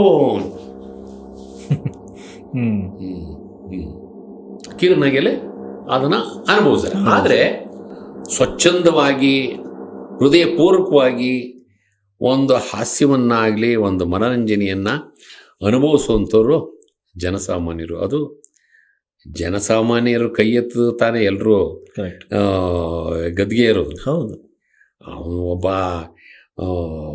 ನಾಯಕ ನಟ ಆಗಿರ್ಬೋದು, ನಾಯಕ ನಟಿ ಆಗಿರ್ಬೋದು, ಒಬ್ಬ ಡೈರೆಕ್ಟರ್ ಆಗಿರ್ಬೋದು, ಯಾವುದೇ ಒಂದು ಪ್ರಾಡಕ್ಟ್ ಆಗಿರ್ಬೋದು, ಅದು ಎಲ್ಲರೂ ಇಷ್ಟಪಟ್ಟಿರ್ತಾನೆ ಅದು ಸ್ಟಾರ್ ಆಗೋದು, ಸ್ಟಾರ್ ಪ್ರಾಡಕ್ಟ್ ಆಗೋದು. ಅದೇ ಥರ ಒಂದು ಮನ ಮುಟ್ಟುವಂತೆ ಜನಸಾಮಾನ್ಯನ ರಂಜಿಸುವಂಥ ಅರ್ಥವಾಗುವಂಥ ಯಾವುದು ಪ್ರದರ್ಶನ ಇರುತ್ತೆ, ಮುದುಕನ ಮದುವೆ ಎಷ್ಟು ಪ್ರದರ್ಶನ ಸರ್ 50 ವರ್ಷದಿಂದ ಸರ್. ಈಗ ನಾನು ಒಂದು 25 ಪ್ರದರ್ಶನ ಮಾಡಿದ್ದೀನಿ, ಮುದುಕನ ಪಾತ್ರ ಮಾಡಿದ್ದೀನಿ. ಅದಕ್ಕೆ ನಾನು ಒಂದು ಶೇಷನ್ ಪಾತ್ರಕ್ಕೆ ಅಂತ ಹೋದೆ. ಅವ್ರು ಹೇಳಿದ್ರು, ಈಗ ನೀವು ನಾಟಕ ನಿಮ್ಮನ್ನು ಯಾರೋ ಕೇಳ್ತಾರೆ, ಸುರೇಶ್ ಅವರೇ ನೀವು ಒಂದು ಒಳ್ಳೆ ಹಾಸ್ಯ ನಾಟಕ ಮಾಡಿರಿ ಅಂತ. ಈ ಉತ್ತರ ಕನ್ನಡದ ಮಾಡ್ತಾರಲ್ಲೇ, ಅದ್ರ ಜೊತೆಗೆ ಈ ಪ್ರೊಫೆಷನಲ್ ಟೀಮ್ ಇದೆಯಲ್ಲ, ಅದು ವೃತ್ತಿರಂಗಭೂಮಿದು ಆ ಮುದುಕನ ಮದುವೆ ಅಂತಿದೆ, ಅದೇನಾರು ಮಾಡ್ತೀರಾ ನೀವು? ಮಾಡ್ತೀವಿ ಸರ್. ಸರಿ ಮಾಡಿರಿ, ನಿಮ್ಮದೇ ಟೀಮ್ ಇದೆ. ಎಷ್ಟು ಜನ ಸಿನಿಮಾ ನಟರು ಸರ್? ಸಿನಿಮಾ ನಟರು ನಾನೊಬ್ಬನೇ, ಇಲ್ಲ ಅಂದ್ರೆ ಇನ್ನೊಬ್ರು ಯಾರೋ ಒಬ್ರು ಬರ್ಬೋದು. ಆದರೆ ಎಲ್ಲರೂ ವೃತ್ತಿರಂಗಭೂಮಿಲಿ ಸ್ಟಾರ್ ಆಗಿರ್ತಾರಲ್ಲ, ಅವ್ರು ಬರ್ತಾರೆ. ನೀವು ನಾಟಕ ನೋಡಿ ನಿಮಗೆ ಖುಷಿ ಆದರೆ ದುಡ್ಡು ಕೊಡಿ, ಇಲ್ಲ ಅಂದರೆ ಬೇಡ. ಈ ಥರ ಮಾತಾಡ್ತೀನಿ. ಯಾಕೆ ಅಂತಂದರೆ ಅವರು ಖುಷಿಯೆಲ್ಲ ಡಬಲ್ ಖುಷಿ ಆಗ್ತಾರೆ. ಯಾಕೆಂದರೆ ಅವರು ಪರ್ಫಾರ್ಮೆನ್ಸ್ ಏನಿದೆ 100ಕ್ಕೆ 100. ಸೊ ಅವ್ರ ಜೊತೆ ನಾನು ನಾಟಕ ಮಾಡಿದಾಗ ನನಗೆ ಆ ಪಾತ್ರ ತುಂಬ ಚೆನ್ನಾಗಿ ಹೋಗೋದು. ಶೇಷನ್ ಪಾತ್ರ ಮಾಡಿದಾಗ ಮಲ್ಲಿಕಣ್ಣ ಅಂದ್ಬಿಟ್ಟು ಮುದುಕನ ಪಾತ್ರ ಮಾಡ್ತಿದ್ರು. ಸುರೇಶಣ್ಣ ನೀವೊಂದು ಕೆಲಸ ಮಾಡಿರಿ, ನಿಮ್ಮಿಂದ ಸ್ಪಾನ್ಸರ್ ಸಿಗುತ್ತೆ, ತುಂಬ ಜನ ನಿಮಗೆ ನಾಟಕ ಕೊಡಿ ಅಂತ ಕೇಳ್ತಾರೆ. ನೀವು ಲೀಡ್ ಮಾಡಿದ್ಮೇಲೆ ಮುಖ್ಯ ಪಾತ್ರ ನೀವೇ ಮಾಡ್ಬೇಕು. ನಾನು ಶೇಷನ್ ಪಾತ್ರ ಮಾಡ್ತೀನಿ. ನಿಮ್ಮಿಂದ ಕಲ್ತ್ಕೊಂಡು ನಿಮ್ಮ ಹೊಟ್ಟೆ ಮೇಲೆ ಇಲ್ಲ ತಲೆ ನಾನು ಕೊಡೋ ಸಂಬಳ ಕೊಡ್ತೀರಿ ನೀವು. ನಾನು ಈಗಾಗಲೇ 1000 ಪ್ರದರ್ಶನ ಮಾಡಿಬಿಟ್ಟಿದ್ದೀನಿ. ಎಲ್ರಿಗೂ ಗೊತ್ತು ಮಲ್ಲಿಕಣ್ಣ ಮುದುಕನ ಪಾತ್ರ ಮಾಡ್ತಾರೆ. ಸುರೇಶ್ ಮುದುಕನ ಪಾತ್ರ ಹೆಂಗೆ ಮಾಡ್ತಾರೆ ಅವ್ರು ನೋಡ್ಬೇಕಲ್ಲ ಅಂತ ನಿಮ್ಮ ಮೂಲಕ ಮುದುಕನ್ ನೋಡ್ಬೇಕಲ್ಲ, ಅದರಿಂದ ನೀವು ಮಾಡಿ ಅಂದ್ಬಿಟ್ಟು ನನ್ನ ಕೈಲಿ ಮಾಡಿಸ್ರು. ಪ್ರಯೋಗಗಳು ಜಾಸ್ತಿ ಅದು ಅಲ್ಲಿಂದ ಅದು ಕೇಳ್ತಲೇ ಇರ್ತಾರೆ. ನಾನು ಮಾಡ್ತಾ ಇಲ್ಲ, ಈಗ ಶೂಟಿಂಗ್ ಮಾಡಬೇಕು, ಇನ್ನೊಂದು ಮಾಡಬೇಕು. ಆಮೇಲೆ ನಮ್ಮ ಮನೇಲಿ ಬೆಳಗಾನ ಅವ್ರು ನಾಟಕ ಮಾಡ್ತಾರೆ, ನಿಮ್ಮ ಆರೋಗ್ಯ ಹಾಳಾಗುತ್ತೆ, ಬೇಡ, ದೇವ್ರು ಕೊಟ್ಟಷ್ಟಿರಲಿ, ಖುಷಿ ಬಿಟ್ಬಿಡಿ ಅವ್ರಿಗೆ. ಅವ್ರು ಯಾರ್ಯಾರು ನಾಟಕ ಮಾಡ್ತಾರೋ ಅವ್ರನ್ನ ನಾವು ಕಿತ್ಕೊಳ್ಳೋದು ಬೇಡ, ಅವ್ರ ಶೋ ಅವ್ರು ಮಾಡಲಿ. ನಿಮ್ಗೆ ಬೇಕಾ ಶೇಷನ್ ಪಾತ್ರ ಮಾಡಿ, ಅಪರೂಪಕ್ಕೆ ಅವರು ಒಂದು 25 ನಾಟಕ ಶೋ ಮಾಡಿದ್ರೆ 1-2 ಶೋ ನೀವು ಮಾಡಿ. ನಿಮ್ಮ ಖುಷಿಗೆ ಜನ ಖುಷಿ ಪಡ್ತಾರೆ, ಜನ ಇಷ್ಟಪಡ್ತಾರೆ ಅಂತ ಮಾಡಿ. ಈಗಲೂ ಸೆಪ್ಟೆಂಬರ್ 5-6 ಮುದುಕನ ಮದುವೆ ಬುಕ್ ಆಗಿದೆ. ಆಮೇಲೆ ನನ್ಗಂಡ ಬಲಬಂಡ 2ನೇ ತಾರೀಕು ಬುಕ್ ಆಗಿದೆ. ಆ ನನ್ಗಂಡ ಬಲಬಂಡದಲ್ಲಿ ಪಂಡಿತನ ಪಾತ್ರ ಮಾಡ್ತೀನಿ. ಅದನ್ನು ನನಗೆ ಬ್ಯಾಂಕ್ ಚೆನ್ನಾರ್ದ ನನಗೆ ಹೇಳ್ಕೊಟ್ಟಿದ್ದು. ಮುದುಕನ ಮದುವೆಯಲ್ಲಿ ಮುದುಕನ ಪಾತ್ರ ಮತ್ತು ಶೇಷನ್ ಪಾತ್ರ ಮಲ್ಲಿಕಾರ್ಜುನ್ ನನಗೆ ಹೇಳ್ಕೊಟ್ಟಿದ್ದು. ಅವು ಕುಮಾರಸ್ವಾಮಿ ಕಂಪ್ನಿಲಿದ್ದರು. ಕುಮಾರಸ್ವಾಮಿ ಬಹಳ ಫೇಮಸ್ ಅಂತ ಮುದುಕನ ಪಾತ್ರ ಮಾಡಿದ್ರು. ಧೀರೇಂದ್ರ ಗೋಪಾಲ್ ಕೂಡ ಮಾಡ್ತಿದ್ರು, ಅದೇ ನಾಟಕನ ಮಾಡ್ತಿದ್ರು. ಅದು ಹೆಸರು ಬೇರೆ ಮಾಡ್ತಿದ್ರು. ಸುಧೀರ್ ಮಾಡ್ತಿದ್ರು, ಸುಧೀರ್ ಗೌಡ್ರಿಗೆ ಅದಲ್ಲ ಅದು ಇದೆಲ್ಲ ಮಾಡ್ತಿದ್ರು. ಹೀಗೆ ಆಮೇಲೆ ಹೆಚ್ಚು ಕಂಪ್ನಿಗೆ ಹೋಗಲಿಲ್ಲ. ಜೇವರ್ಗಿ ರಾಜಣ್ಣವ್ರು ಕರೆದ್ರು, ಸರ್ ನೀವು 1-2 ದಿನ ಬಂದರೆ ನಮಗೆ ವರ್ಕೌಟ್ ಆಗೋದಿಲ್ಲ, ನಿಮಗೂ ವರ್ಕೌಟ್ ಆಗೋದಿಲ್ಲ. ನೀವು ಬಂದರೆ ಒಂದು 15 ದಿನ ನಮ್ಗೆ ಡೇಟ್ ಕೊಟ್ಬಿಟ್ರೆ ಅದರಲ್ಲಿ 1 ವಾರ ನಾವು ಹೊಸ ನಾಟಕ ನಾವು ತಾಲೀಮ್ ಮಾಡ್ತೀವಿ. ಅದರಲ್ಲಿ 1-2-3 ನಾಟಕ ನಿಮ್ಗೆ ಕೂರಿಸ್ಬಿಡ್ತೀವಿ. ಪಾತ್ರ ಕೂರಿಸಿದ್ಮೇಲೆ ಒಂದು 15 ದಿನ ಮಾಡಿದ್ರೆ ನಮಗೂ ಚಲೋ ಇರ್ತದೆ, ನಮಗೂ ಒಂಚೂರು ರೊಕ್ಕ ಬರ್ತದೆ, ನಿಮಗೂ ಒಂಚೂರು ರೊಕ್ಕ, ಇಬ್ಬರು ಜಾಬು ತುಂಬಿದ್ರೆ ಕರೆಕ್ಟ್. ಆಮೇಲೆ ತೃಪ್ತಿನ ಆಗ್ತದೆ. ಆಮೇಲೆ ಒಂದು ಪಾತ್ರದ ಮೂಲಕ ಪರಿಪೂರ್ಣನಾಗಿ ಒಂದು ಪ್ರದರ್ಶನಕ್ಕೆ ಅನುಕೂಲ ಆಗುತ್ತೆ. ಕರೆಕ್ಟ್. Yes sir. ಸುರೇಶ್ ಅವರು ರಂಗಭೂಮಿ ಸಾಕಷ್ಟು ಪ್ರಯೋಗ ಆಯಿತು, ಅದಾದಮೇಲೆ ಸಿನಿಮಾ ಅಂತ ಬರುತ್ತೆ. ಸೊ ಸಿನಿಮಾ ಅಂತ ಬಂದಾಗ ಮೊದಲನೇ ಸಿನಿಮಾ ಯಾವುದು? ಆ ಸಿನಿಮಾದ ಮೊದಲ ಅನುಭವ ಹೆಂಗಿತ್ತು? ಅತಿ ಮಧುರ ಅನುರಾಗ. ಹ್ಞೂ ಸರ್. ಸರ್, ಈಗ ಎಲ್ಲರೂ ಕೂಡ ಸಿನಿಮಾದಲ್ಲಿ ರನ್ನಿಂಗ್ ಕ್ಯಾರೆಕ್ಟ್ರು ಅಂತ ಅಂದ್ಬಿಟ್ಟು ರನ್ನಿಂಗ್ ಕ್ಯಾರೆಕ್ಟರ್ ಅಂದರೆ ರನ್ನಿಂಗ್ ಕ್ಯಾರೆಕ್ಟರ್ ಥ್ರೂ ಇಡೀ ಸಿನಿಮಾದಲ್ಲಿ ಇರೋದು ಅಂತ ಅಂದ್ಬಿಟ್ಟು, ಆಮೇಲೆ ಮೇಜರ್ ಕ್ಯಾರೆಕ್ಟ್ರು ಅಥವಾ ರನ್ನಿಂಗ್ ಕ್ಯಾರೆಕ್ಟ್ರು ಅಂತ. ಏನು ಗುರು ನಿಮಗೆ ಒಳ್ಳೆ ಪಾತ್ರ ರನ್ನಿಂಗ್ ಕ್ಯಾರೆಕ್ಟ್ರು ಅಂತಾರೆ. ಸೊ ಹಾಗಾದರೆ ನಮಗೆ ಏನು ರನ್ನಿಂಗ್ ಕ್ಯಾರೆಕ್ಟ್ರು ಅಂದ್ರೆ ಏನು ಅಂದರೆ, ಯಾರೇ ಮೇಜರ್ ಕ್ಯಾರೆಕ್ಟರ್ನೇ ಇಡೀ ಸಿನಿಮಾದಲ್ಲಿ ನೀನು ಇರ್ತೀಯ ಅಂದರೆ ಪ್ರಮುಖವಾದಂಥ ಪಾತ್ರ ಸಿನಿಮಾದಲ್ಲಿ ಇಂಪಾರ್ಟೆಂಟ್ ರೋಲ್. ಅದು ಎಲ್ಲಿ ಕೊಡ್ತಾರಮ್ಮ ನಾಟಕ ಇಟ್ರೆ ಮಾಡೋದು, ಅಲ್ಲೆಲ್ಲ ಒಂದು ಕಡೆ ಕೊಟ್ಟರು ಸೀರಿಯಲ್ ಒಂದೇ ಸಣ್ಣ ಪಾತ್ರ ಕೊಡ್ಬೋದು. ನಮ್ಮನ್ನು ಯಾರು ಪ್ರಮೋಟ್ ಮಾಡೋರು ಇರ್ಬೇಕಲ್ಲ, ಗಾಡ್ ಫಾದರ್ ಇರಬೇಕು. ಹಾಗೆ ಈಗ ಪ್ರತಿಯೊಬ್ಬರಿಗೂ ಗಾಡ್ ಫಾದರ್ ಇದ್ದರೆ ಒಳ್ಳೆ ಪಾತ್ರ ಸಿಗ್ತವೆ ಹಾಗೆ ಹೀಗೆ ಅಂತಾರೆ. ಯಾರು ಪ್ರಮೋಟ್ ಮಾಡೋರು ಇರ್ಬೇಕಲ್ಲ, ಕೈ ಹಿಡಿಯೋರು ಇರ್ಬೇಕಲ್ಲ. ಸರಿ, ನಮ್ಮ ನಾಗೇಂದ್ರ ಶಾ ಅವರು ಒಂದು ಸಿನಿಮಾ ಇದ್ದಾರೆ ಹೆಂಗೆ, ಅವ್ರು ಸೀರಿಯಲ್ಗೂ ಮೊದಲನೇ ಚಾನ್ಸ್ ಕೊಡಿಸಿದ್ರು, ಸಿನಿಮಾಗೂ ಮೊದಲನೇ ಚಾನ್ಸ್ ಕೊಡಿಸಿದ್ರು. ಅವ್ರು ಹೇಳ್ತಾರೆ ನನಗೆ ನನ್ನ ಹೆಸರು ಹೇಳಕ್ಕೆ ಯಾಕೆ ಹೇಳ್ತೀಯ, ಈಗ 435 ವರ್ಷ ನೀನು ಸಿನಿಮಾ ನೋಡ್ಕೊಂಬಂದ್ಯಾ, ಪ್ರಾರಂಭ ಇವತ್ತು ನನ್ನ ಹೆಸರು ಹೇಳ್ತೀಯಲ್ಲ. ಹೌದು, ನಿಮ್ಮ ಥರ ಸುಮಾರು ಜನ ಡೈರೆಕ್ಟ್ರುಗಳು ಒಂದು ಕಡೆ ನೋಡಿದ ತಕ್ಷಣ ಇವ್ರಿಗೊಂದು ಒಳ್ಳೆ ಪಾತ್ರ ಕೊಡಿಸ್ಬೇಕು, ಆ ಪಾತ್ರಕ್ಕೆ ಇವರೇ ಸರಿ ಅಂತ ಅನ್ನೋದು ಥಿಂಕ್ ಮಾಡ್ತಾರೆ, ಹುಡುಕ್ತಾ ಇರ್ತಾರಲ್ಲ. ಅವಾಗ ನಮ್ಮ ಕಣ್ಣಿಗೆ ಅವ್ರ ಮನಸ್ಸಿಗೆ ಬಿದ್ದಿರ್ತೀವಿ, ಆಗತ್ತೆ. ಸರಿ, ನಾಗೇಂದ್ರ ಶಾ ಅತಿ ಮಧುರ ಅನುರಾಗ, ಕಾಶಿನಾಥ್ ಹೀರೋ, ಪಂಚಮಿ ಮೊದಲನೇ ಪಿಕ್ಚರು, ಅದರಲ್ಲಿ ರನ್ನಿಂಗ್ ಕ್ಯಾರೆಕ್ಟ್ರು. ಸರಿ, ನಾನು ಏನಿದು ರನ್ನಿಂಗ್ ಕ್ಯಾರೆಕ್ಟರ್ ಏನಿರ್ಬೋದು, ಏನು ಯಾರೂ ಹೇಳಲ್ಲ, ಯಾರೋ ಮಾತು. ಜೆ ಪಿ ನಗರ ಅವಾಗ ಇನ್ನೂ ಏನು ಬೆಳೆದಿರಲಿಲ್ಲ. ಜೆ ಪಿ ನಗರ ಬಂದ್ಬಿಡ, ನಾನು ಬಸ್ ಹತ್ತಿ ಅಲ್ಲಿ ಹೋಗಿದ್ದೆ. ಹೋಗಿ ಬೆಳಿಗ್ಗೆನೇ ಹೋಗಿದ್ದೀನಿ. ಬೆಳಿಗ್ಗೆ ಹೋಗಿ ಕೈ ಕಟ್ಕೊಂಡು ನಿಂತೀನಿ, ಎಲ್ಲಿ ಶೂಟಿಂಗ್ ಯಾರು ಕಾಡ್ತಾನೆ ಇರಲ್ಲ. ಅಂದರೆ ಅಲ್ಲೆಲ್ಲ ಯಾವನೊಬ್ಬ ಪಕ್ಕದಲ್ಲಿ ಸ್ಟವ್ ಇಟ್ಕೊಂಡು ಪಂಪ್ ಹೊಡಿತಾ ಇದ್ದ. ಹೋಟ್ಲಿರ್ಬೇಕು ಅಂತ. ಆಮೇಲೆ ಅವನು ಕಾಫಿ ನೋಡಿದ ನಾನು ಅವನ್ನೇ ನೋಡ್ತಿದ್ದೆ, ಅಬ್ಸರ್ವ್ ಮಾಡಿದೆ. ಆ ಕಡೆ ಯಾರು ಬೇಕು ಅಂದರು. ಯಾರಿಲ್ಲ, ಏನಿಲ್ಲ, ಇಲ್ಲ ನೀ ಏನು ಬೆಳಿ ಏನಿಲ್ಲ ಅಂದೆ ನಾನು. ಮತ್ತೆ ಇಲ್ಲಿ ಎಲ್ಲಿ ನಿಂತಿದ್ರಿ, ಯಾರು ನೋಡ್ಕೊಂಡ್ರಿ ಅಂತ. ಏನಿಲ್ಲ, ಬಂದೆ ಇಲ್ಲಿ ಸರಿ. ಆಮೇಲೆ ಇನ್ನೊಬ್ಬ ಯಾರು ಬಂದರು, ಮಾತಾಡ್ಸೋದು ಸರ್ ಇಲ್ಲ ಕರಿತಾ ಇರು ಓದು. ಆಮೇಲೆ PH ವಿಶ್ವನಾಥ್ ಬಂದರು. PH ವಿಶ್ವನಾಥು ನನಗೆ ಅಷ್ಟು ಪರಿಚಯ ಇಲ್ಲ. ಓಕೆ, ಆಗ್ತಾರೆ ನಾಟಕಕ್ಕೆ ಬಂದಿದ್ದು. ನಾಗೇಂದ್ರ ಶಾ ಅವರೆಲ್ಲ ಸ್ಪಂದನ ಇಲ್ಲೆಲ್ಲ ಮಾಡ್ತಿದ್ರಲ್ಲ, ಒಂದು ಅವಾಗ ರಂಗನಿರಂತರ ಅಂತ ಒಂದು ಫೆಸ್ಟಿವಲ್ ಆಯಿತು. ಅವಾಗ ಇವರೆಲ್ಲ ಪರಿಚಯ ಆಗಿತ್ತು. ಸ್ಪಂದನದ ಒಂದು 2-3 ನಾಟಕ ನಾವು ಅಲ್ಲಿ ಇಲ್ಲಿ ಹೋದಾಗ ಜೊತೆಲಿ ಹೋಗೋದು. ನಾಗರಾಜ್ ಮೂರ್ತಿ, ಲಂಬು ನಾಗೇಶು ಅಂತ ಅಂದ್ಬಿಟ್ಟು ಇವ್ರುಗಳ ಜೊತೆ ಎಲ್ಲ ಸುಮ್ಮನೆ ಹೋಗೋದು. ಎಲ್ಲೆಲ್ಲಿ ಶೋ ಆಗುತ್ತೆ ಅಲ್ಲಿ ಹೋಗೋದು, ಸುಮ್ಮನೆ ಅವ್ರ ಜೊತೆ ಇರೋ ನಾಟಕ ಮುಗಿಯೋರ್ಗೆ ಇದ್ಬಿಟ್ಟು ನಮ್ಮ ಪಡೆಗೆ ನಾನು ಬರೋದು. ಹೀಗಾಗಿ ಇವರೆಲ್ಲ ಪರಿಚಯ, ಒಬ್ಬರಿಂದ ಪರಿಚಯ. ಸರಿ, PH ವಿಶ್ವನಾಥ್ ಅವರು ಅಂತ ಅಂದ್ಬಿಟ್ಟು ಗೊತ್ತಾಯಿತು. ಬಟ್ಟು ಯಾರಿವರು, ಇವರೇನಾ ಕಾಮಿಡಿ ಆರ್ಟಿಸ್ಟ್, ಏನು ಹಿಂಗಿದೆ, ಏನು ಅಷ್ಟು ಸೀರಿಯಸ್ ಆಗಿ ಏನು ಕಾಮಿಡಿ ಮಾಡ್ತಾರೆ ಅಂತ ಅಂದ್ಬಿಟ್ಟು ಏನೋ ಅಂದ್ರೆ. ಆಮೇಲೆ ಸರಿ ಆಯಿತು, ನೀವು ಬರೆಯ ಅಂತ ಕಾಸ್ಟ್ಯೂಮ್ ಚೆಕ್ ಮಾಡಿರಿ. ಚೆಕ್ ಹೋದೆ, ಅಲ್ಲಿ ಕಾಸ್ಟ್ಯೂಮು ಹಾಕೊಳ್ಳಿ ಸರ್ ಅಂತ. ಏನು ಒಂದು ಪ್ಯಾಂಟ್ ಕೊಟ್ಟರು, ಒಂದು ಶರ್ಟ್ ಕೊಟ್ಟರು. ಶರ್ಟು ಲೂಸ್ ಆಗಿದೆ, ಪ್ಯಾಂಟು ಟೈಟ್ ಅಲ್ಲ, ಅದು ಲೂಸು, ನಿಲ್ತಾನೆ ಇಲ್ಲ ಪ್ಯಾಂಟು. ಹಿಂಗೆ ಹಿಡ್ಕೊಂಡು ಬಂದೆ. ಅವನ ಹಾಕೊಂಡು ಹೋಗ್ರಿ, ಇನ್ಶರ್ಟ್ ಮಾಡ್ರಿ. ಏನು ಹೊಟ್ಟೆ ಏನು ತಿನ್ನಲ್ವಾ? ತಿಂತೀನಿ. ಮತ್ತೇನು ಅದು ಪ್ಯಾಂಟ್ ಏನು ನಿಲ್ತಾ ಇಲ್ವಲ್ಲ, ಲೂಸ್ ಆಯ್ತು. ಸರಿ ಹೋಗಿ ಹಂಗೆ ಹೋಗಿ ಬಂದೆ. ಅವ್ರು ನೋಡಿದ್ರು, ಯಾವ ಅಂತ ಅಲ್ಲೆಲ್ಲ ನೋಡಿ ಹೆಂಗಿದೆ, ಅದು ಬಿದ್ದೋಗ್ತಾ ಇದೆಯಲ್ಲ ಪ್ಯಾಂಟು ಅಂದರು. ಆಮೇಲೆ ಆ ವಾಚ್ಮ್ಯಾನಿಗೆ ನೋಡಿದ್ರೆ ಹೀರೋಗೆ ಅಂತ ಅಷ್ಟು ಫಸ್ಟ್ ಕ್ಲಾಸು ಇದಿದೆ, ಪೊಲೀಸ್ ಕಾನ್ಸ್ಟೇಬಲ್ಗೆ ಹಿಂಗಿದೆಯಲ್ಲ. ಸರ್ ಬಿಚ್ಕೊಟ್ಟು ಬನ್ನಿ. ಹೋದರೆ ಅವ್ನು ಹಿಂದ್ಗಡೆ ಮುಂದೆ ಎಲ್ಲ ಹೊಲ್ದ್ಬಿಟ್ಟು ಸರಿ ಮಾಡಿದೆ. ಅವ್ನು ಶೂ ಟೈಟ್ ಆಯಿತು, ಹೆಂಗೋ ಅಡ್ಜಸ್ಟ್ ಆಗಿ ಒಟ್ಟಿನಲ್ಲಿ ಪೊಲೀಸ್ದು ಒಂದು ಇದಾಯಿತು. ಆಯಿತು. ಅದಾದಮೇಲೆ ಓದಿ ಕರೆದ್ರು. ಅಲ್ಲಿವರೆಗೂ ಅವನು ಕಾಫಿ ಕೊಡೋನು ಇದನ್ನು ಮಾತಾಡ್ತಿರ್ಲಿಲ್ಲ. ಆಮೇಲೆ ಅಲ್ಲಿ ಓದಿ, ಅಲ್ಲಿ ನೋಡ್ಬಿಟ್ಟು ಹಿಂಗೆ ದುರ್ಗುಟ್ಕೊಳೋದು ಯಾರು ಬಂದ್ಬಿಟ್ಟಿದ್ದಾನೆ. ಕ್ಯಾಮ್ರಾ ಅಸಿಸ್ಟೆಂಟು, ಕ್ಯಾಮ್ರಾ ಡಿಪಾರ್ಟ್ಮೆಂಟ್ ಒಂದು 2-3 ಜನ ಅವರೆಲ್ಲ ಹಿಂಗೆ ನೋಡು. ಏನು ಹೆಸರು? ಸುರೇಶ್ ಸರ್. ಯಾವರು? ಏನ್ರಿ ಆ್ಯಕ್ಟ್ ಮಾಡಕ್ಕೆ ಬಂದಿರಾ? ಸರಿ ಸರಿ, ಪೊಲೀಸರು. ಆಮೇಲೆ ಸೀನ್ ಏನಾಗ್ತದೆ ನೋಡಿ, ಆ ಸೈಕಲ್ಲು ಮತ್ತು ನೀವು ಸೈಕಲ್ ಹೊಡ್ಕೊಂಡ್ಬರ್ಬೇಕು, ಹಂಗೆ ಹಿಂಗೆ ಒಂದು ಫೋಟೋ ಕೈಲಿರುತ್ತೆ. ಅವಕಾಶನ ಹಿಂಗೆ ಬರ್ತಾರೆ, ಹಿಂಗೆ ಬಂದು ಜಸ್ಟ್ ಹಿಂಗೆ ಡ್ಯಾಶ್ ಹೊಡಿ ಸಾಕು, ಆಮೇಲೆ ಮಾತಾಡ್ತೀನಿ ನಾನು. ಡ್ಯಾಶ್ ಹೊಡಿದ ತಕ್ಷಣ ಬೀಳ್ತೀನಿ, ಬಿದ್ದು ಫೋಟೋ ನೋಡ್ತೀನಿ. ಸರಿ ಆಯಿತು. ಆದಮೇಲೆ ಒಂದು ಮೊದಲನೇ ಶಾಟ್ ಆಯಿತು. ಬಿದ್ದ ತಕ್ಷಣ ಒಂದು ಪಲ್ಟಿ ಹೊಡೆದು ಹಿಂಗೆ ಟಕ್ ಅಂತ ನಿಂತು ಎಲ್ಲ ಚಪ್ಪಳೆ. First take okay, first shot first take okay. ಆಮೇಲೆ ಕ್ಯಾಮ್ರಾ ಅಷ್ಟೆಂಡು, ಏನ್ರೇ ನೀವು ಯಾಕೆ ಲೇಟ್ ನೀವು ಅಂದರು. ಸರ್ ಬೆಳಿಗ್ಗೆನೂ ಬಂದಲ್ಲ ಸರ್. ಹಂಗಲ್ಲ ರೀ, ನೀವು ಒಂದು 10 ವರ್ಷ ಹಿಂದೆ ಬರ್ಬೇಕಾಯ್ತು. ಎಂಥ ನಾಟ ಚೆನ್ನಾಗಿ ಮಾಡಿದ್ರಿ, ಭಾಳ ಲೇಟ್ ಆಯಿತು. ಒಳ್ಳೆ ಬ್ರೈಟ್ ಫ್ಯೂಚರ್, ಚೆನ್ನಾಗಿದೆ ಕ್ಯಾರೆಕ್ಟ್ರು ಹೇಳಿದ್ರು. Running character. ಸರಿ, ಆಮೇಲೆ ಏನು ಅಂದರೆ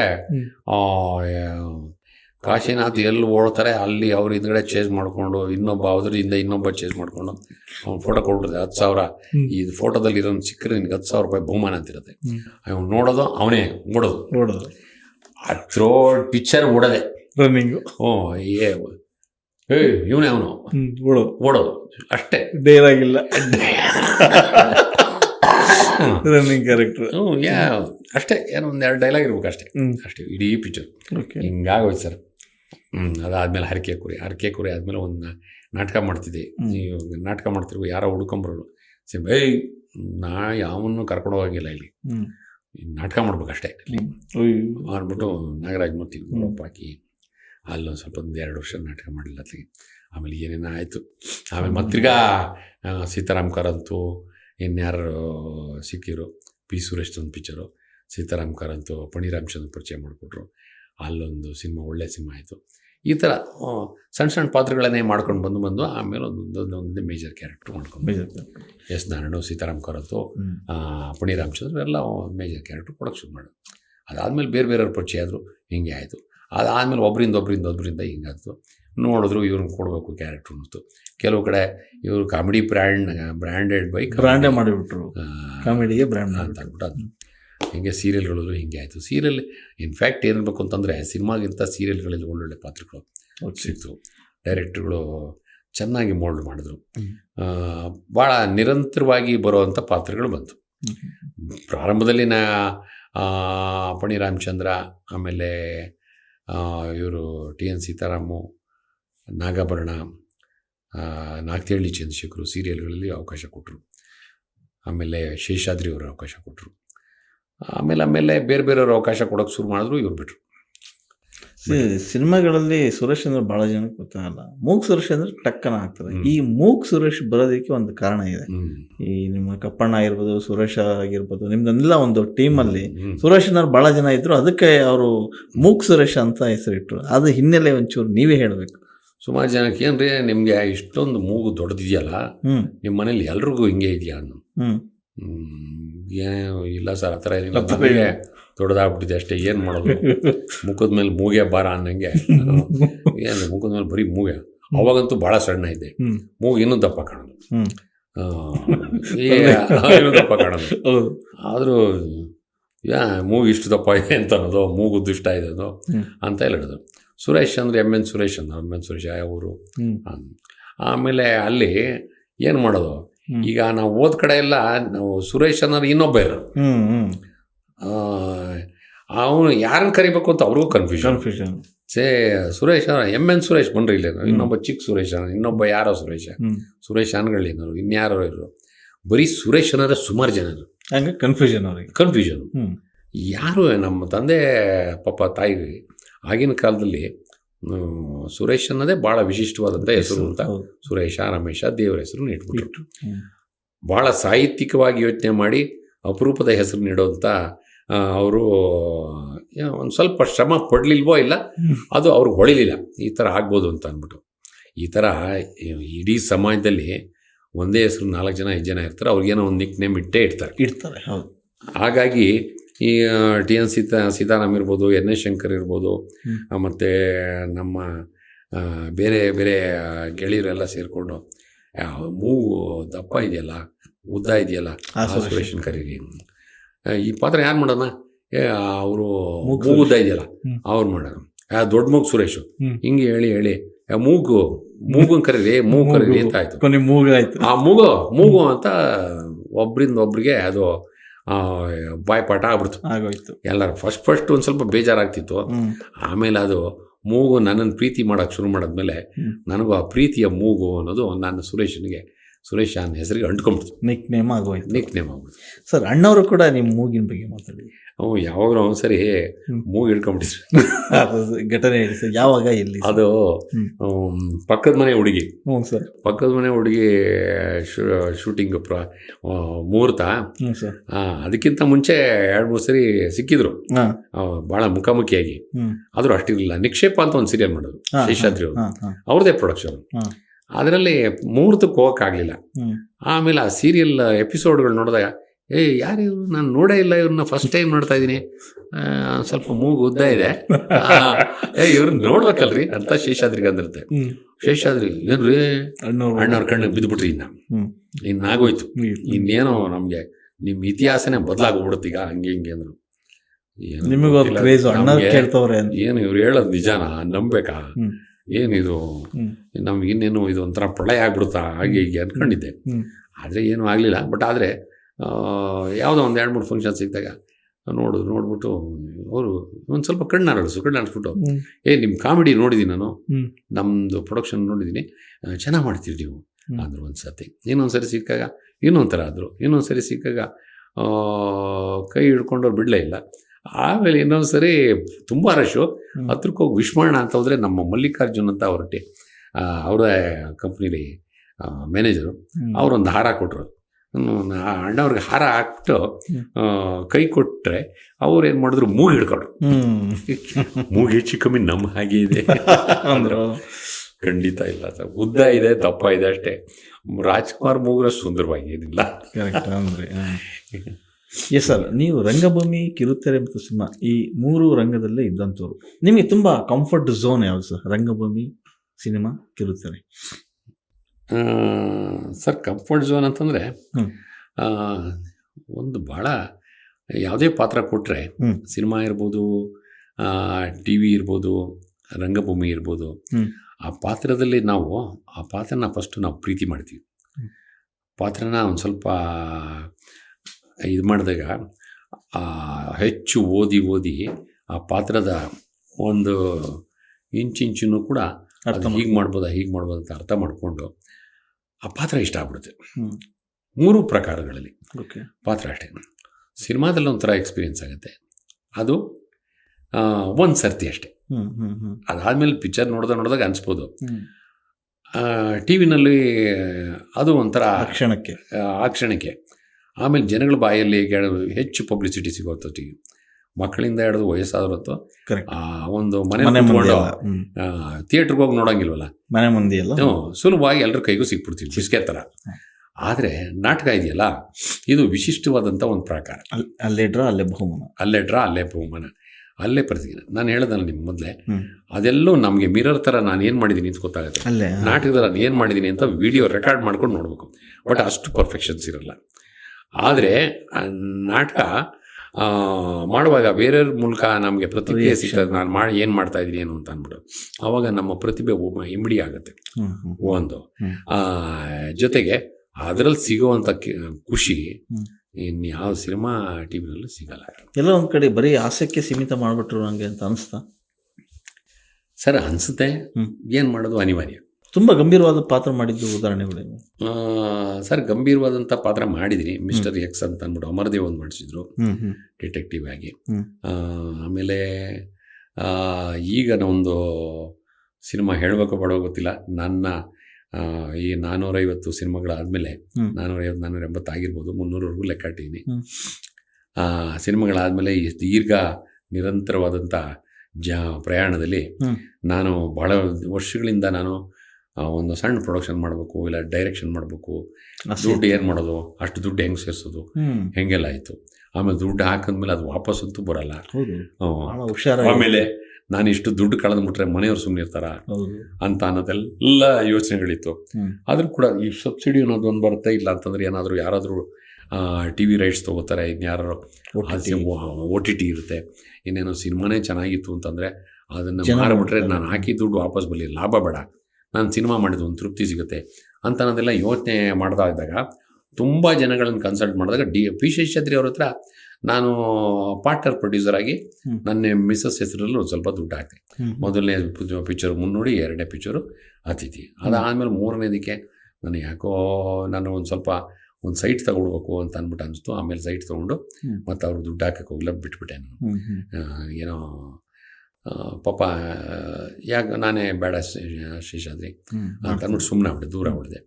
ಅದಾದಮೇಲೆ ನನಗೇನು ಅಂದರೆ ಸ್ವತಂತ್ರವಾಗಿ ಒಂದು ಪ್ರಾಜೆಕ್ಟ್ ಮಾಡಬೇಕು, ಇಲ್ಲಾಂದರೆ ಸೀರಿಯಲ್ ಪ್ರೊಡಕ್ಷನ್ ಮಾಡಬೇಕು ಅಂತೆಲ್ಲ ಆಯಿತು. ನಮ್ಮನ್ನು ಅದಕ್ಕೆ ನನಗೆ ಆ ದಾರಿ ಸಿಗಲಿಲ್ಲ. ಒಂದು ಏನೋ ಮುಕ್ತ ದಾರಿ ಸಿಗಲಿಲ್ಲ ನನಗೆ. ಬಿಗಿನಿಂಗಲ್ಲಿ ಸಿಕ್ಕಿತ್ತು, ಆವಾಗ ನಾವು ಗೌರ್ಮೆಂಟ್ ಅಫಿಷಿಯಲ್ ಅದರಿಂದ ಮಾಡೋಂಗಿಲ್ಲ ಅಂತ ಸುಮ್ಮನೆ ಆಗ್ಬಿಟ್ವಿ. ಆ ದಾರಿ ಸಿಕ್ಕಿದ್ರೆ ಇವತ್ತಿನ ದಿನ ನಾನು ಒಂದು ದೊಡ್ಡ ಪ್ರೊಡ್ಯೂಸರ್ ಆಗ್ತಿದ್ದೆ. ನಾನು ನಳಿನಿ ರಾಮಣ್ಣ ಅಂತನವರು ಕರೆದು ಕೇಳಿದ್ರು, ನೀವು ಪ್ರೊಡಕ್ಷನ್ ಕೊಡ್ತೀನಿ ಮಾಡಿ ಡೈರೆಕ್ಷನ್ ಮಾಡಿ ಕೊಡೋದು ಪ್ರಾರಂಭದಲ್ಲಿ. ಈಗ ಆಗಲ್ಲ, ಅದು ಮುಗಿದ ಕತೆ, ಮುಗಿದ ವಯಸ್ಸು. ಸೊ ಈಗ ಏನಾದರೂ ಮಾಡಿದ್ರೆ ಒಂದು ಪಿಕ್ಚರ್ ಮಾಡ್ಬೋದೇನೋ ನಾನು ಕೂಡಿಟ್ಟ ಹಣದಲ್ಲಿ ಅಂತ ಅಂದ್ಬಿಟ್ಟು ಮಾಡಿದ್ದೀನಿ. ಮನೆಯವರು ಒಪ್ಕೊಂಡ್ರು. ನನ್ನ ಮಗನೂ ಕೂಡ ರಂಗಾಯಣ ಮತ್ತು ಅಲ್ಲಿ ಸಂಚಾರಿ, ದೃಶ್ಯ ಮತ್ತು ಎಲ್ಲ ಕಡೆನೂ ನಾಟಕ ಮಾಡಿಕೊಂಡು, ಸಾಣೆಹಳ್ಳಿಲೂ ನಾಟಕ ಮಾಡಿಕೊಂಡು, ಸಾಣೆಹಳ್ಳಿಲೂ ಒಂದು ಸ್ವಲ್ಪ 3 ತಿಂಗಳು ಕೋರ್ಸ್ ತರಬೇತಿಗೆ. ಅದು ಬಿಟ್ಟರೆ ಸಾಫಲ್ಯ ಅಂತ ಒಂದು ತಂಡ ಮಾಡಿಕೊಂಡು ನಾವು ಪ್ರೊಡಕ್ಷನ್ಸ್ ಮಾಡಿಕೊಂಡು ಎಲ್ಲ ಮಾಡಿದ್ರಿಂದ ಏನಾದರೂ ನಮಗೆ ಸಪೋರ್ಟ್ ಸಿಗುತ್ತೆ ಅಂದ್ಬಿಟ್ಟು ನಾನು ಮನೇಲಿ ಹಿಂಗೆ ಕೇಳಿದಾಗ ನಮ್ಮ ಮನೆಯವರು ಹೌದು ಯಾರ್ಯಾರೋ ಬಂದರು, ಕೆಲವರು ಗೆಳೆಯರೆಲ್ಲ ಬಂದರು, ಪಿಕ್ಚರ್ ಮಾಡೋಣ ಅಂದರೆ ಯಾರು ಕತೆನೂ ಹೇಳಲ್ರು. ಕತೆ ಹಿಂಗೆ ಮಾಡ್ಬೋದು ಅಂತ ಒಂದು ಸ್ಪಷ್ಟವಾದಂಥ ಚಿತ್ರವನ್ನು ಕೊಡಲಿಲ್ಲ. ಒಂದು ಪ್ರೊಡಕ್ಷನ್ ಮಾಡೋಕ್ಕೆ ಏನು ಮಾಡಬೇಕು ಅಂತ ಅಂದ್ಬಿಟ್ಟು ಕತೆ ಏನು ಮಾಡೋದು ನಮಗೆ ಕಲ್ಪನೆ ಇದೆ, ಆದರೂ ಕೂಡ ನನ್ನ ಜೊತೆಗೆ ಯಾರಾದರೂ ಒಬ್ರು ಬೇಕಲ್ಲ ಅದನ್ನು ಮಾಡೋದಕ್ಕೆ ಅಂದ್ಬಿಟ್ಟು ನಮ್ಮ ಗೆಳೆಯರು ಒಬ್ಬರು ಸಿಕ್ಕರು.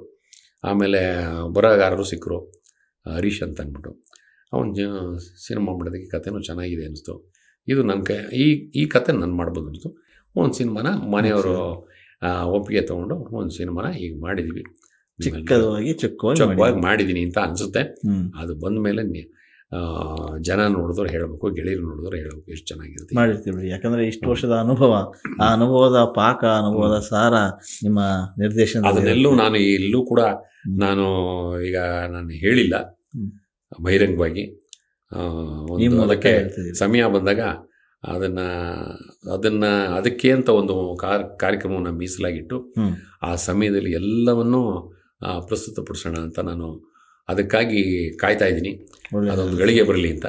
ಎಲ್ಲ ಕೆಲಸ ಮುಗಿದ್ಮೇಲೆ ಎಲ್ಲ ಸ್ನೇಹಿತರುಗಳಿಗೆ ಮತ್ತು ಇಡೀ ಮೀಡಿಯಾಗೆ ನಾನು ಹೇಳಬೇಕು ಅಂತ ನನಗೆ ಆಸೆ ಇದೆ. ನೋಡೋಣ, ನನ್ನ ಕಲ್ಪನೆಯಲ್ಲಿ ಒಂದು ಚಿತ್ರ ಒಳ್ಳೆ ರೀತಿಯಲ್ಲಿ ಮೂಡಿಬರುತ್ತೆ ಅಂತ ನನಗೆ ಆತ್ಮವಿಶ್ವಾಸ ಇದೆ. ಹೀಗೆ ಶೇಷಾದ್ರಿನ ಕೇಳಿದೆ ಸಿನಿಮಾ ಮಾಡೋಣ ಅಂತ. ಅವರು ನನಗೆ ಏನೋ ಇಷ್ಟು ಅಮೌಂಟಲ್ಲಿ ಮಾಡಬೇಕು ಅಂತ. ಅಷ್ಟು ಅಮೌಂಟಲ್ಲಿ ಆಗಲ್ಲ ಸುರೇಶ್, ತುಂಬ ಜಾಸ್ತಿ ಇದೆ, ಈಗೆಲ್ಲ ತುಂಬ ಕಷ್ಟ ಅದು ಅಂತಂದರು.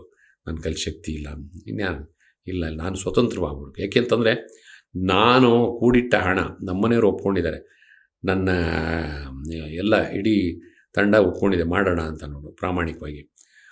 ಅದು ನಾನು ಹಾಕಿದ ದುಡ್ಡು ಲಾಸ್ ಆದರೆ ನಾನೊಬ್ಬನೇ ಅದಕ್ಕೆ ಹೊಣೆಗಾರ ಆಗ್ತೀನಿ. ನಾನು ಇನ್ಯಾರನ್ನೋ ಸೇರಿಸ್ಕೊಂಡು ದುಡ್ಡು ಹಾಕ್ಬಿಟ್ಟು ಅದು ಲಾಸ್ ಆಯಿತು ಅಂತಂದರೆ ಅವರೆಲ್ಲರೂ ನನ್ನನ್ನು ಬೈಯಕ್ಕೆ ಶುರು ಮಾಡ್ತಾರೆ. ಅವ್ರ ದುಡ್ಡನ್ನೆಲ್ಲ ಹಾಳು ಮಾಡೋದಕ್ಕೆ ನಾನು ಇಷ್ಟು ನನ್ನ ದುಡಿಮೆಯಲ್ಲಿ ಇಷ್ಟು ಅಂತ ಮೀಸಲಿಟ್ಟಿದ್ದೀನಿ ಸಿನಿಮಾ ಮಾಡೋದಕ್ಕೆ. ಅದು ಪ್ರೀತಿಯಿಂದ ಮಾಡ್ತಾ ಇದ್ದೀನಿ. ಯಾಕೆಂದರೆ ಇಷ್ಟು ಸಿನಿಮಾ ನನಗೆ ನನ್ನ ಪ್ರತಿಭೆಯ ಅನಾವರಣ ಆಗಿದೆ ಸಿನಿಮಾ ರಂಗದಲ್ಲಿ, ಟಿವಿನಲ್ಲಿ ಮತ್ತು ರಂಗಭೂಮಿಲಿ ಆಗಿದ್ದಕ್ಕೆ ನಾನು ರಂಗಭೂಮಿಲಿ ನಾನು ಕಾಂಟ್ರಿಬ್ಯೂಟ್ ಮಾಡಿದ್ದೀನಿ. ಈಗಾಗಲೇ 19 ಪ್ರೊಡಕ್ಷನ್ ಮಾಡಿದ್ದೀನಿ, ನನ್ನ ಕೈಯಿಂದ ದುಡ್ಡು ಹಾಕೊಂಡು ಮಾಡಿದ್ದೀನಿ. ಅದರಲ್ಲಿ 19ರಲ್ಲಿ ಯಾವುದೂ ವಾಪಸ್ ಬರಲಿಲ್ಲ ದುಡ್ಡು, ಎಲ್ಲ ಒಂಚೂರು ಪಾರು ಬಂತು ಅಷ್ಟೇ. ದುಡ್ಡು ನನಗೊಂದು ತೃಪ್ತಿ ಇದೆ, ನಾನು ಮಾಡಿದ್ದೀನಿ. ರಂಗಭೂಮಿ ಸೇವೆ ಮಾಡಿದ್ದೀನಿ, ರಂಗಭೂಮಿನ ಜೀವಂತ ಕಲೆ ಉಳಿಸ್ಬೇಕು, ಬೆಳೆಸ್ಬೇಕು. ನಾನು ಖಂಡಿತ 100ಕ್ಕೆ 100 ಭಾಗ ನಾನು ಆತ್ಮಸಾಕ್ಷಿಯಾಗಿ ನಾನು ಹೇಳ್ತೀನಿ. ಬೇರೆ ಯಾರೋ ಇವನು ನನಗೆ ಈಗೆಲ್ಲ ಏನಂತಂದ್ರೆ ನಮ್ಮ ದೊಡ್ಡ ದೊಡ್ಡ ಸಂಘಟನೆಗಳು ಏನಂತಂದರೆ ನಾನೊಬ್ಬ ನಮ್ಮ ಸಂಘಟನೆಗೆ ನಮ್ಮ ಇನ್ನೊಂದು ತಂಡಕ್ಕೆ ಸ್ಪರ್ಧಿ ಆಗ್ಬಿಟ್ಟ ಅಂತ ಅನ್ನೋ ಥರ ನಾವು ಕೂಡ ಮಾತಾಡಿದ್ರು.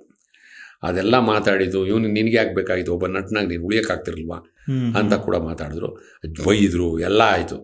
ಯಾರು ಅಂತ ಹೆಸರು ಹೇಳೋದು ಬೇಡ, ಅವರಿಗೆ ಗೊತ್ತಾಗುತ್ತೆ, ಇದ್ರ ಮೂಲಕ ಅವರಿಗೆ ಗೊತ್ತಾಗುತ್ತೆ ಹಿಂಗೆ ಮಾಡಿದೆ. ಆದರೆ ನಾನು ಚಾಲೆಂಜಾಗಿ ತೊಗೊಂಡು ನಾನು ಮಾಡಬೇಕು ಅಂತ ನನ್ನ ಮನೆ ಮೇಲೆ ಥಿಯೇಟ್ರ್ ಕಟ್ಟಿ ರಿಹರ್ಸಲ್ಸ್ ಮಾಡಿಸಿ ನನ್ನ ಫೇಸ್ ವ್ಯಾಲಿನಲ್ಲಿ ನನ್ನ ಹತ್ರ ಕಲಿಯಕ್ಕೆ ಬಂದಂಥ ಸುಮಾರು ಜನ 300 ಜನ ಹುಡುಗರು ಹುಡುಗಿರಿಗೆ, ಅದ್ರ ಎಲ್ಲ ಫ್ರೆಶರ್ಸು. ಓಕೆ. ಈಗ ನಮ್ಮ ಸ್ನೇಹಿತರಂದ್ರು ಏನೋ ಟಿ ವಿ ಸೀರಿಯಲ್ ಇರೋ ಬರೋದು ಅವ್ರೇನು ಕರ್ಕೊಂಬಂದ್ಬಿಟ್ಟು ನಾಟಕ ಮಾಡಿಸ್ಬಿಟ್ಟೆ ಅಂತ.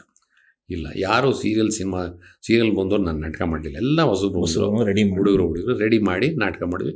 ಅವರು ಒಂದು ಪ್ಯಾಷನ್ ಅಂತ ಬಂದರು, ಹಾಗೆ ಹೋದರು. ಕೆಲವರು ಉಳ್ಕೊತಾರೆ, ಕೆಲವರು ಹೋಗ್ತಾರೆ, ಅಲ್ಲಿ ಇಲ್ಲಿ ಕೆಲಸ ಮಾಡ್ತಾರೆ. ಇದು ಹೀಗೆ ನಿರಂತರವಾಗಿ ನಡ್ಕೊಂಡು ಬಂದಿದೆ. ಹಾಗಾಗಿ ಅದನ್ನೂ ಸೇವೆ ಮಾಡಿದ್ದೀನಿ, ಸಿನಿಮಾಗೂ ಸೇವೆ ಮಾಡ್ತಾಯಿದ್ದೀನಿ ನಾನು. Yes sir. ಸಿನಿಮಾ ಇಂಡಸ್ಟ್ರಿ ಇಷ್ಟು ವರ್ಷ ಮಾಡೋದಲ್ಲ, ಯಾವತ್ತಾದರೂ ನನಗೆ ಈ ಸಿನಿಮಾ ಬಂದಿದ್ದು ತುಂಬ ನೋವಾಯಿತು, ಈ ಸಹವಾಸ ಸಾಕಪ್ಪ ಅಂತ ಅನಿಸಿದ್ದು ಯಾವತ್ತಾರು ಅನಿಸ್ತಾ ನನಗೆ? ಆರಂಭದ ದಿನಗಳಲ್ಲಾಗಿರ್ಬೋದು. ಆರಂಭದ ದಿನಗಳಲ್ಲಿ ಸಾಕಪ್ಪ ಅಂತ ಅನಿಸಿದ್ರು ಕೂಡ ಮುಂದೊಂದು ದಿನ ನನ್ನ ಇದಕ್ಕೆ ಗಟ್ಟಿ ಮಾಡ್ಕೋಬೇಕು. ಅದು ಎಷ್ಟೇ ಕಷ್ಟ ಇಲ್ಲ, ತುಂಬ ಕಷ್ಟಪಟ್ಟಿದ್ದೀನಿ ಅಂತ ನಾನು ಹೇಳೋಕ್ಕಾಗಲ್ಲ. ನನಗಿಂತ 100 ಪಟ್ಟು ಇಮ್ಮಿಡಿಯಾಗಿ ಕಷ್ಟಪಟ್ಟಿರೋರು ಇದ್ದಾರೆ. ಪ್ರತಿಯೊಬ್ಬ ವ್ಯಕ್ತಿಗೂ ಅವನು ಕಷ್ಟಪಟ್ಟಿರೋದು ಅವನಿಗೆ ದೊಡ್ಡದೆ. ನಮ್ಮ ದೇಹಕ್ಕೆ, ನಮ್ಮ ಪರಿಸರಕ್ಕೆ, ನಾನಿದ್ದಂಥ ವಾತಾವರಣಕ್ಕೆ ಜೋಬಲ್ಲಿ ದುಡ್ಡೇ ಇರ್ತಿರಲಿಲ್ಲ. ಕೆಲಸದಲ್ಲಿದ್ದರೂ ಕೂಡ ನನಗೆ ಹಬ್ಬದ ದಿನಗಳಲ್ಲಿ ತಿಂಗಳಿಗೆ ಒಂದು ಪಿಕ್ಚರ್ ನೋಡಿಬಿಟ್ರೆ ನನ್ನ ಬಡ್ಜೆಟ್ ಮುಗಿದೋಯ್ತು. ಆಮೇಲೆ ನಾವು ಓದ್ತಾ ಇದ್ದರೂ ಕೂಡ ಅಷ್ಟೇ, ಒಂದು ಪ್ಯಾಂಟು ಒಂದು ಶರ್ಟ್ ಅದನ್ನೇ ಒಕ್ಕೊಂಡು ಅದನ್ನೇ ನೀಟಾಗಿ ಐರನ್ ಮಾಡ್ಕೊಂಡು ಕಾಲೇಜಲ್ಲಿ ಕಿಂಗ್ ಥರ ಇರಬೇಕು. ಏನೋ ರಾಜ್ಕುಮಾರ್ ಅಂತ ಕರೆಯೋರು ನನ್ನ. ಐರನ್ ಹಂಗೆ ನಿಂತ್ಕೊಳ್ಳೋದು, ಬೆಲ್ ಬಾಟಮ್ ಪ್ಯಾಂಟು ಸ್ಟೈಲಾಗಿರುತ್ತೆ, ಲೀಡ್ರ್ ಥರ ಇದ್ವಿ. ಒಂದೇ ಪ್ಯಾಂಟು ಒಂದೇ ಶರ್ಟ್, ವೈಟ್ ಶರ್ಟು ಒಂದು ಕಾಕಿ ಪ್ಯಾಂಟು, ಬ್ಯೂಟಿಫುಲ್ ಆಗಿದ್ವಿ ನಾವು. ಏನು 100 ಪ್ಯಾಂಟ್ಗಳಿರಲಿಲ್ಲ, 100 ಶರ್ಟ್ ಇರಲಿಲ್ಲ, ದುಡ್ಡಿರೋ ಥರ. ಅದರಲ್ಲೂ ಅದಾದಮೇಲೆ ಕೆಲಸಕ್ಕೆ ಸೇರಿದ್ಮೇಲೂ ಅಷ್ಟೇ ಸುಮಾರು ವರ್ಷಗಳು ಏನಾದರೂ ಒಂದು ಸೈಟಿಗೆ ದುಡ್ಡು ಕಟ್ಟಬೇಕು ಅಂದರೆ 6% ಬಡ್ಡಿಗೆ ತೊಗೊಂಡು ನಾನು ಸೈಟಿಗೆ ದುಡ್ಡು ಕಟ್ಟಿದ್ದೀನಿ. ಊರಿಗೆ ಹೋಗ್ಬೇಕು ಅಂದರೆ ಸಾಲ ಮಾಡಿಬಿಟ್ಟು 6% ಬಡ್ಡಿ ತೊಗೊಂಡು ಊರಿಗೆ ಹೋಗೋಬ್ಬರು ಖರ್ಚುಕೊಂಡು ಇಸ್ಕೊಂಡಿದ್ದೀನಿ. ಸಂಬಳ ಸಾಕಾಗ್ತಿರಲಿಲ್ಲ, ಸರ್ಕಾರದ್ದು ಪೇಮೆಂಟ್ ಸಣ್ಣ ಕೆಲಸದಲ್ಲಿ. ಅದಾದಮೇಲೆ ಅದು ಇದು ಏನೋ ಒಂಚೂರು ಮಾಡ್ಕೊಂಡು ಸ್ವಲ್ಪ ಸಂಬಳನೂ ಜಾಸ್ತಿ ಆಯಿತು. ಭಾಳ ಶಿಸ್ತುಬದ್ಧವಾಗಿ ಒಂದು ಅರ್ಧ ಕಾಫಿ ಕುಡಿದ್ರೆ ಕಷ್ಟನೇನೋ, ನನ್ನ ಪಾಕೆಟ್ ಬುರದಾಗ್ಬಿಡುತ್ತೆ ಅನ್ನೋ ದೃಷ್ಟಿನಲ್ಲಿ ನಾವು ಆ ಒಂದು ಮಧ್ಯಮ ವರ್ಗದಲ್ಲೇ ನಾನು ಬೆಳ್ಕೊಂಡು ಬಂದಿದ್ದು. ತುಂಬ ಹೆಚ್ಚು ನನಗೆ ಕೈ ತುಂಬ ಎಲ್ಲೂ ನನಗೆ ಸಂಬಳನೂ ಸಿಗಲಿಲ್ಲ, ಇದು ಇಲ್ಲ. ಆಮೇಲೆ ಅನುಕೂಲ ಆಯಿತು, ಆಫೀಸಲ್ಲಿ ಒಳ್ಳೆ ಸಂಬಳನೂ ಬಂತು. ಆಮೇಲೆ ಮಕ್ಕಳನ್ನು ಓದ್ಸೋಕ್ಕಾಯಿತು. ಮಕ್ಕಳಿಗೂ ಅಲ್ಲಿ ಇಲ್ಲಿ ಕಷ್ಟಪಟ್ಟು ಭಾಳ ಕೂಡಿಟ್ಟಡದಲ್ಲೇ ನಾವು ಮಕ್ಕಳನ್ನ ಮನೆ ಕಟ್ಟಿದ್ದು ಎಲ್ಲ ಜೀವನ ಮಾಡಿದ್ವಿ. Yes sir. ನಿಮ್ಮ ಆಮೇಲೆ ಇನ್ನೊಂದು ಏನೋ ಕೇಳಿದ್ರಲ್ಲಿ ನೀವು, ಅದೇ ಸಹವಾಸ ಸಾಕು ಅಂತ ಅನಿಸ್ತು ಅಂತ ಹೇಳಿ. ಅಂತಂದರೆ ಏನಂತಿದ್ರೆ ಎಲ್ಲೋ ಒಂದು ಕಡೆ ಬೇಜಾರಾಗೋದು, ತೀರಾ ಬೇಜಾರಾಗೋದು. ದುಡ್ಡು ಕೊಡದೇ ಇದ್ದಾಗ ಈಗ ಕೆಲವೊಂದು ಕೆಲಸ ಮಾಡಿಸ್ಕೊಂಡು ಕೊಡೋದಿಲ್ಲ. ಕೆಲಸ ಕೋಟಿಗೊಬ್ಬ ಅಂತ ಸಿನಿಮಾ ಅಂತ 15 ದಿವಸ ಕೆಲಸ ಮಾಡಿದ್ರು ನಮಗೆ ದುಡ್ಡು ಸಿಗದೆ ಇರೋಂಥ ಪ್ರಸಂಗಗಳಿದೆ. ಇನ್ನು ಯಾವುದೋ ಸಿನಿಮಾ ತಿಂಗಳಾನುಗಟ್ಟಲೆ ಸ್ವಲ್ಪ ಕೆಲಸ ಮಾಡೋದು, ಆಫೀಸಲ್ಲೂ ಸಂಬಳ ಇಲ್ಲ, ಇಲ್ಲೂ ಸಂಬಳ ಇಲ್ಲ, ಹೆಂಡತಿ ಮಕ್ಕಳಿಗೆ ತಣ್ಣೀರು ಹೊಟ್ಟೆ, ಈ ಥರದ್ದು ಎಷ್ಟೋ ಸರಿ ಆಗಿದೆ. ಸಾಕಪ್ಪ ಇದು ನನಗೆ ಬೇಡ, ಇದು ಯಾಕಾದರೂ ಬಂದು ಎಲ್ಲೋ ಒಂದು ಕಡೆ ಕೆಲಸ ಮಾಡ್ಕೊಂಡು ಇರೋ ಸಂಬಳದಲ್ಲಿ ಬದುಕೊಂಡು ಇದು ಬಿಡೋಣ ಅಂತ ಅನಿಸೋದು. ಆದರೆ ಆ ಟೈಮಲ್ಲಿ ನೆಕ್ಸ್ಟ್ ಸಿಕ್ಕರೆ, ಸರ್ ನೀವು ಆ ಸಿನಿಮಾದಲ್ಲಿ ಮಾಡಿದಿರಿ, ಈ ಸಿನಿಮಾದಲ್ಲಿ ಮಾಡಿದರೆ, ಅಟ್ಲೀಸ್ಟ್ ಅವ್ರಿಗೋಸ್ಕರನಾದರೂ ನಾನು ಹೊಟ್ಟೆ ಇಸ್ಕೊಂಡು ಕೆಲಸ ಮಾಡಬೇಕು, ಪುಕ್ಸಟ್ಟೆ ಕೆಲಸ ಮಾಡಬೇಕು, ಯಾವ ದುಡ್ಡು ಕೊಡೋದಿರೋ ಬರೋ. ಮೊನ್ನೆ ಕೂಡ ಯಾವುದೋ ಪಿಕ್ಚರಲ್ಲಿ ಮಾಡಿದ್ದು. ಈಗ ನೋಡಿ, ನಾನು ಸಿನಿಮಾ ಮಾಡಿ ನಾನು ಕೂಡಿಟ್ಟ ಹಣದಲ್ಲಿ ಎಷ್ಟು ಅಂತ ಬಡ್ಜೆಟ್ ಹಾಕಿದ್ನೋ ಪ್ರತಿಯೊಬ್ಬರಿಗೂ ಕೊನೆ ಸಾಲಲ್ಲಿ ನಿಂತಂಥ ಒಬ್ಬ ಕಲಾವಿದನಿಗೂ ಕೂಡ, ಕೆಲಸಗಾರನಿಗೂ ಕೂಡ ಅವತ್ತು ಪೇಮೆಂಟು ಈ ಸಾಯಂಕಾಲ ನೀವು ಪ್ಯಾಕಪ್ ಆಗೋಕ್ಕಿಂತ ಮುಂಚೆ ಮಧ್ಯಾಹ್ನ ಲಂಚ್ ಬ್ರೇಕಲ್ಲಿ ಪೇಮೆಂಟ್ ಎಲ್ಲ ಗೂಗಲ್ ಪೇ ಮಾಡಿ ಕ್ಲಿಯರ್ ಮಾಡಿಬಿಟ್ಟಿದ್ದೀನಿ ಸರ್, ಪ್ರಾಮಾಣಿಕವಾಗಿ ಕೊಟ್ಟಿದ್ದೀನಿ. ಇದು ನೋವೇನು ಅಂತ ಗೊತ್ತು ಒಬ್ಬ ಕೆಲಸಗಾರನಾಗಲ್ಲ. ಆದರೆ ನನಗೆ ಕೆಲವೊಂದು ಕಡೆ ಕೊಟ್ಟಿದ್ದಾರೆ, ಅದರಲ್ಲೂ ಹಿಡಿದು ಕೊಟ್ಟಿದ್ರು. ಆದರೆ ಕೆಲವೊಂದು ಕಡೆ ಪ್ರಾಮಾಣಿಕವಾಗಿ ಕೊಟ್ಟಿದ್ದಾರೆ, ಕೆಲವೊಂದು ಕಡೆ ಆ ಪೇಮೆಂಟ್ ಇಸ್ಕೊಳ್ಳೋದಕ್ಕೆ ಸಾಕಾಗೋಗ್ಬಿಡುತ್ತೆ. ಇವತ್ತೂರ್ಗೂ ಅಷ್ಟೆ ಚೌಕಾಸಿ ಮಾಡ್ತಾರೆ, ಅಷ್ಟು ಚೌಕಾಸಿ ಮಾಡ್ತಾರೆ. ಅಷ್ಟು ಇನ್ನು ಹೆಂಗೆ ಆ ಸಿನಿಮಾ ಒಳ್ಳೆ ರೀತಿಯಲ್ಲಿ ಆಚೆಗೆ ಬರುತ್ತೆ, ಎಲ್ಲಿ ಹೆಂಗೆ ಉದ್ಧಾರ ಆಗ್ತಾರೆ ಅವರು. Yes sir. ಸೂರ್ಯವಂಶದ ಬಗ್ಗೆ ಮಾತಾಡೋದಾದರೆ ಆ ಒಂದು ಸೀನ್ ಇವತ್ತಿಗೂ ಕಾಡುತ್ತೆ. ದೊಡ್ಡಣ್ಣ ಮತ್ತು ನಿಮ್ಮ ಕಾಂಬಿನೇಷನ್ ಸೂಪರ್. ಅದು ಬಹುತೇಕ ನಾರಾಯಣ್ ಸಿನಿಮಾಗಳಲ್ಲಿ ನೀವು ಕಾಣಿಸ್ಕೊಂತ ಹೋಗ್ತೀರಿ. ಆ ಸಿನಿಮಾದ ಅನುಭವ ಅಂದರೆ ಸೂರ್ಯವಂಶದಲ್ಲಿ ಅಲ್ಲಿ ವಿಷ್ಣು ಸರ್ ಇದ್ರು. ವಿಷ್ಣು ಸರ್ ನಡುವಿನ ಬಾಂಧವ್ಯ ಅದೆಲ್ಲ ಹೇಗಿತ್ತು ಸರ್? ಸರ್ ನಾವು ಎಲ್ಲ ಇಂಟ್ರ್ಯೂಗಳಲ್ಲಿ ಹೇಳಿ ಸಾಕಾಗಿದೆ. ಸರ್ ಅವ್ರ ಜನನೂ ಕೇಳಿ ಸಾಕಾಗಿದೆಯೋ ಇಲ್ಲೋ ಗೊತ್ತಿಲ್ಲ. ಆಮೇಲೆ ಈ ನಮ್ಮ ಕೆಲವರು ಕಲಾವಿದನ್ನೇ ಹೇಳ್ಕೊಂಡು ಇಡೀ ಸಂದರ್ಶನ ಮುಗಿಸ್ಬಿಡ್ತಾನೆ ಕೂಡ ಆಗಿರುತ್ತೆ.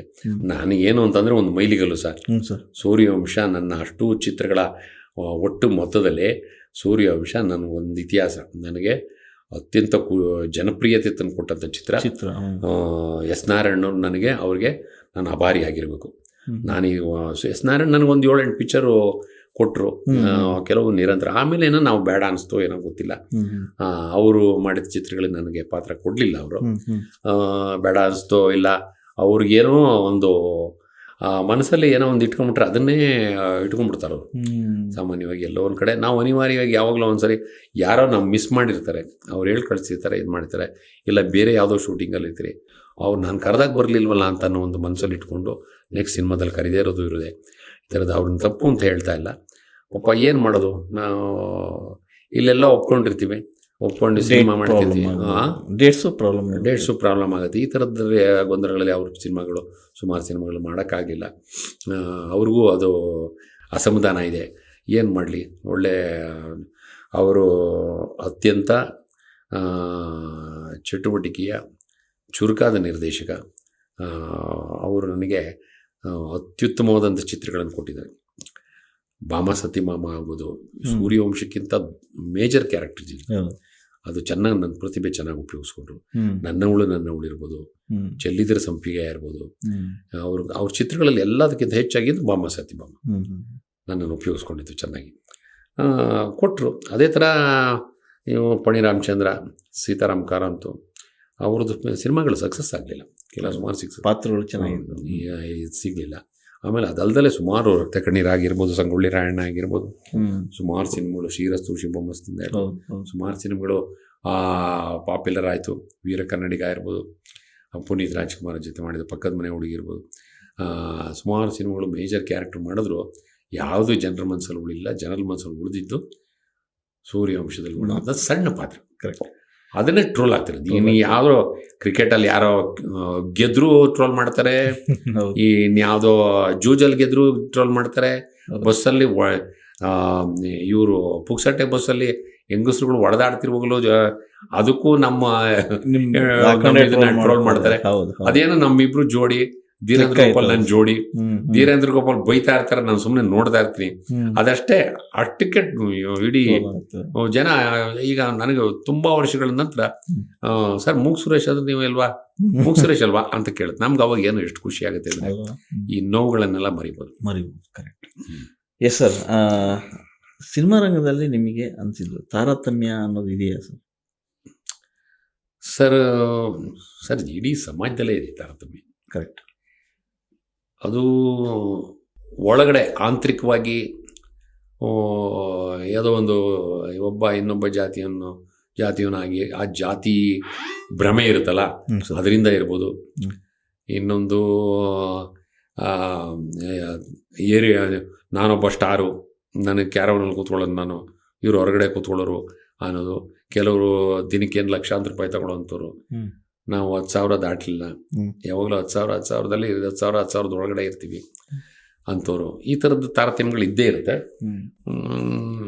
ಆಮೇಲೆ ಏನು ಅಂತಂದರೆ, ಏನೇ ಕೋಟಿಗಟ್ಟಲೆ ದುಡ್ಡು ಮಾಡಿದ್ರು ಕೂಡ ಅವ್ರ ದೇಹ ಎಷ್ಟಿದೆ, ದೇಹದ ಅಳತೆ ಅಷ್ಟೇ ಮಲಗಕ್ಕಾಗೋದು.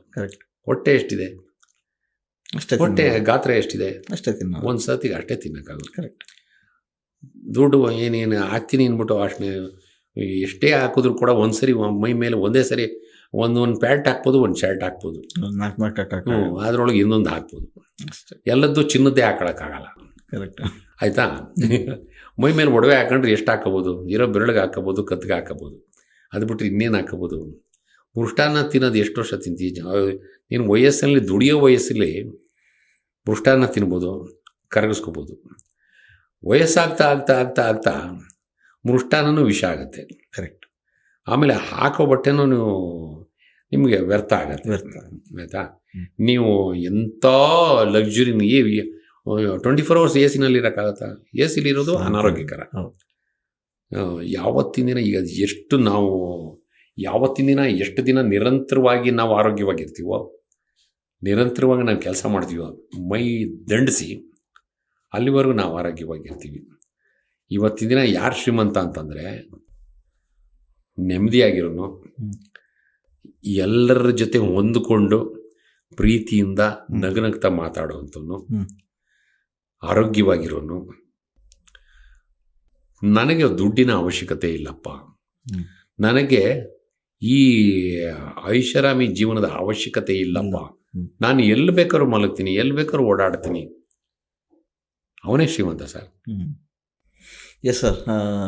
ನೀವು ಆಮೇಲೆ ಎಲ್ಲಿ ಬೇಕಾದ್ರೂ ಕೂತ್ಕೊಂಡು ಏನು ಬೇಕಾದ್ರೂ ನೋಡ್ತೀನಿ. ಈಗ ನಾನು ಮೆಟ್ರೋನಲ್ಲಿ ಹೋಗೋಕ್ಕೆ ಸಿದ್ಧ ಇದ್ದೀನಿ. ಹೌದು, ಮೆಟ್ರೋನಲ್ಲಿ 4 ಜನ ಮಾತಾಡಿಸ್ತಾರೆ, ಖುಷಿಯಾಗಿ ಮಾತಾಡ್ರಿ, ತಪ್ಪೇನು? ಎಷ್ಟೋ ಜನ ನಮ್ಮ ಆರ್ಟಿಸ್ಟ್ಗಳು ಸರ್ ಯಾರಾದರೂ ಫೋಟೋಗೆ ಬಂದ್ಬಿಟ್ರೆ ಇವ್ರ ಮುಖ ನೋಡೋಕ್ಕಾಗಲ್ಲ ಕೆಲವ್ರಿಗೆ. ಈಗ ನಮ್ಮಲ್ಲೇ ಕೆಲವರು ಕಲಾವಿದರುಗಳಿದ್ದಾರೆ, ಆಮೇಲೆ ಬರ್ರಿ ಅನ್ನೋದು. ಏನು ಬೇಕಪ್ಪ, ಪ್ರೀತಿ ಎಲ್ಲ ಮಾಡಬಾರ್ದು ಸರ್. ಕರೆಕ್ಟ್ ಅಲ್ವಾ? ಶಾಶ್ವತ ಅಲ್ಲ ಪ್ರೀತಿ. ಆಮೇಲೆ ಸುಮ್ಮನೆ ಮುಖ ತಿರ್ಸ್ಕೊಳ್ಳೋದು ಇವೆಲ್ಲ ಮಾಡೋದು ಅವರಿಂದನೇ ಅಲ್ವಾ? ಎಷ್ಟು ಜನದ ಹತ್ರ ನಾವು ಖುಷಿಯಾಗಿ ಎಲ್ಲರನ್ನೂ ಒಪ್ಕೊಂಡು ಬದುಕ್ತೀವೋ ಅವತ್ತು ನಿಜವಾದ ಮನುಷ್ಯನಾಗ್ತಾನೆ. DVG ಏನು ಹೇಳ್ತಾರೆ, ಎಲ್ಲರೊಳಗೂ ಒಂದಾಗ ಮಂಕುತಿಮ್ಮ ಅಂತಾರೆ. ಮನುಷ್ಯನೊಳಗೆ ಮನುಷ್ಯನಾಗಬೇಕು. ಸುರೇಶ್ ಅವರು ಕಳ್ಕೊಂಡಿದ್ದೇನು, ಗಳಿಸಿದ್ದೇನು ಇಂಡಸ್ಟ್ರಿಯಲ್ಲಿ?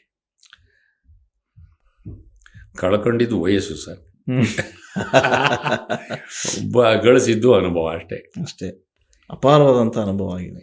ಏನು ನನಗೆ ಸಿಕ್ಕಷ್ಟು ಅವಕಾಶ ಅಲ್ವಾ? ನನಗೆ ಎಷ್ಟು ಅವಕಾಶ ಸಿಗ್ತೋ ಅಷ್ಟು ಅನುಭವ ಪಡ್ಕೊಂಡಿದ್ದೀನಿ. Yes sir. ಈಗ ಸಿನಿಮಾ ನಮ್ಮಲ್ಲೇ ದೌಲತ್ ತೋರಿಸ್ತವ್ರು ನೋಡಿದ್ದೀವಿ. ಕೆಲವರು ದೌಲತ್ತು ದುಡ್ಡಿಂದ ಬರುತ್ತೆ, ಕೆಲವರು ದೇಹದಿಂದ ಬರುತ್ತೆ. ನಾನು ದಪ್ಪಕ್ಕಿದ್ದೀನಿ, ಎತ್ತರಕ್ಕಿದ್ದೀನಿ ಅಂತ ದೌಲತ್ ತೋರಿಸ್ತಾರೆ. ಕೆಲವರು ಶಕ್ತಿ ಇದೆ ಅಂತ ತೋರಿಸ್ತಾರೆ, ಕೆಲವರು ದುಡ್ಡಿದೆ ಅಂತ ತೋರಿಸ್ತಾರೆ. ಅವರೆಲ್ಲರೂ ನೋಡ್ಬಿಟ್ಟಿದ್ದೀನಿ. ನಾವು ಒಂದೊಂದು ಸರ್ತಿ ನಾವು ಪ್ರತಿಭಟಿಸೋಕ್ಕೂ ಆಗಲ್ಲ, ಸುಮ್ಮನೆ ಅಸಹಾಯಕರಾಗಿ ಇರ್ತೀವಿ ಅಷ್ಟೇ. ಏನೋ ನಡ್ಕೊಂಡು ಹೋಗಲಿ ಅಷ್ಟೇ. ಅದು ಯಾವುದು ಶಾಶ್ವತ ಅಲ್ಲ ಸರ್. ಮನುಷ್ಯ ಎಲ್ಲ ಯಾವತ್ತಿದ್ರೂ ಮನುಷ್ಯ ಸಾಯಿದೆ. ಇರೋ ಅಷ್ಟು ದಿನ ನಗನಗ್ತಾ ಇದ್ಬಿಡ್ಬೇಕು.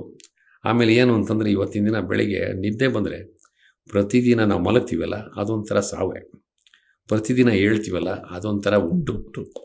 ಆಮೇಲೆ ಈ ಪ್ರತಿದಿನ ಕಳೆದಂಗೆ ನಮ್ಮ ಆಯಸ್ಸು ಕಳೆದೋಗ್ತಾ ಇರುತ್ತೆ. ಅದರಿಂದ ನಾವು ಜೀವನವನ್ನು ಅನುಭವಿಸೋದಿದೆಯಲ್ಲ ಅದರಿಂದ ವಂಚಿತರಾಗಬಾರ್ದು. Yes sir. ಸಿನಿಮಾ ರಂಗದಲ್ಲಿ ಪೋಷಕರ ಕಲಾವಿದ ಅಂತ ಒಂದಿದೆ. ಪೋಷಕರಿಗೆ ನಿಜವಾಗಲೂ ಸಿಗುವಂಥ ಮರ್ಯಾದೆ, ಗೌರವ ಸಿಗ್ತಾ ಇದೆಯಾ ಸರ್ ಪೋಷಕ ಕಲಾವಿದರಿಗೆ? ಅವ್ರಿಗಿನ ಪರಿಸ್ಥಿತಿ ಹೇಗಿದೆ? ನಿಮ್ದೊಂದು ಸಂಘ ಕೂಡ ಇದೆ. ಸಂಘದ ಕಾರ್ಯಕ್ರಮಗಳು ಹೇಗಿರುತ್ತೆ? ಪೋಷಕರನ್ನ ನಿಜವಾಗ್ಲೂ ಪೋಷಣೆ ಮಾಡ್ತಾ ಆ ಸಂಘ ಅಂತ?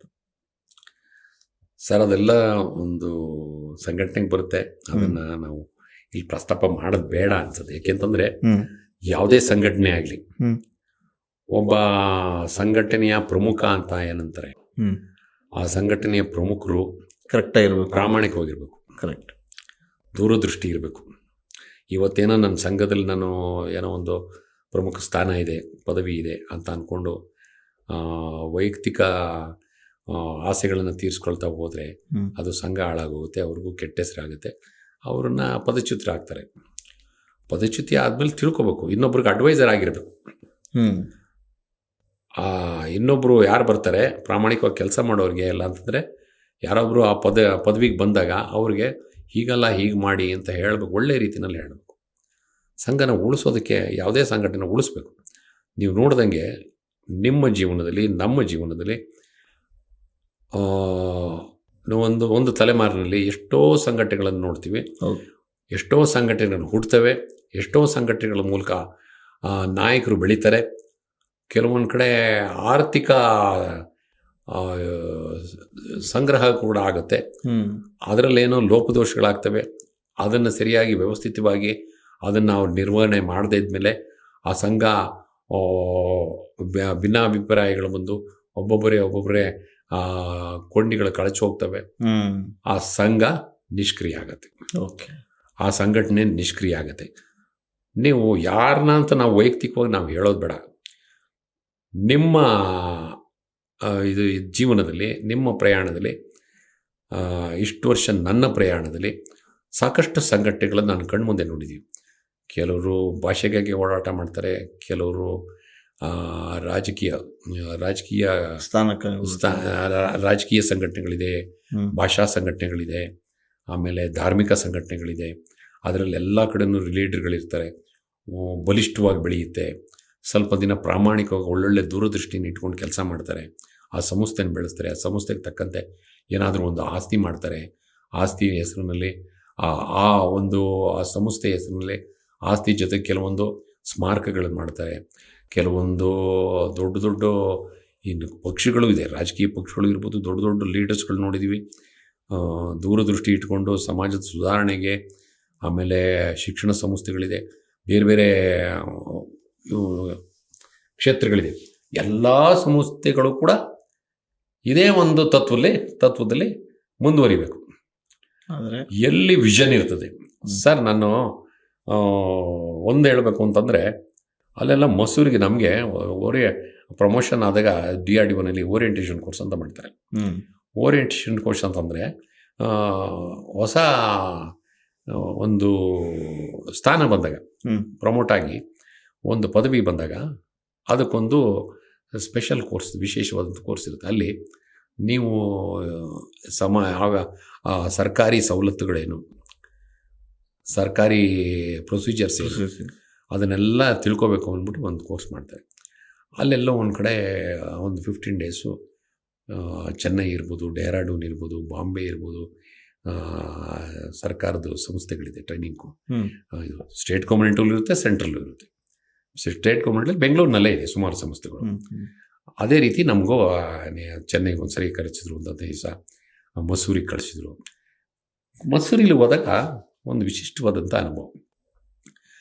ಮಸೂರಿಲಿ ಹಿಲ್ ಸ್ಟೇಷನಲ್ಲಿ ಟ್ರೈನಿಂಗ್ ಇನ್ಸ್ಟಿಟ್ಯೂಟ್ ಇರೋದು. ತುಂಬ ಅದ್ಭುತವಾದ ಜಾಗ ಸರ್. ನಮ್ಮನ್ನು ಭಾಳ ಚೆನ್ನಾಗಿ ನೋಡಿಕೊಂಡ್ರು. ಒಂದು ಕಾಟೇಜು, ಇಬ್ಬಿಬ್ಬರಿಗೆ ಒಂದೊಂದು ಕಾಟೇಜ್ ಕೊಟ್ಟಿದ್ರು. ದೊಡ್ಡ ಕಾಟೇಜು. ಚಳಿ ಅಂದರೆ ಚಳಿ, ಮಂಜು ಬೀಳ್ತಾ ಇತ್ತು. ಸಂಜೆ 6 ಗಂಟೆ ಆದರೆ ಮಂಜು ಬೀಳುತ್ತೆ. ಅಲ್ಲಿ ಹೀಟರ್ ಇರೋದು. ನಾವೊಂದು 5 ಜನ ಬೆಂಗಳೂರಿಂದ ಹೋಗಿದ್ವಿ. ಮೈಸೂರಿಂದ ಒಬ್ಬರು, ಬೆಂಗಳೂರಿಂದ.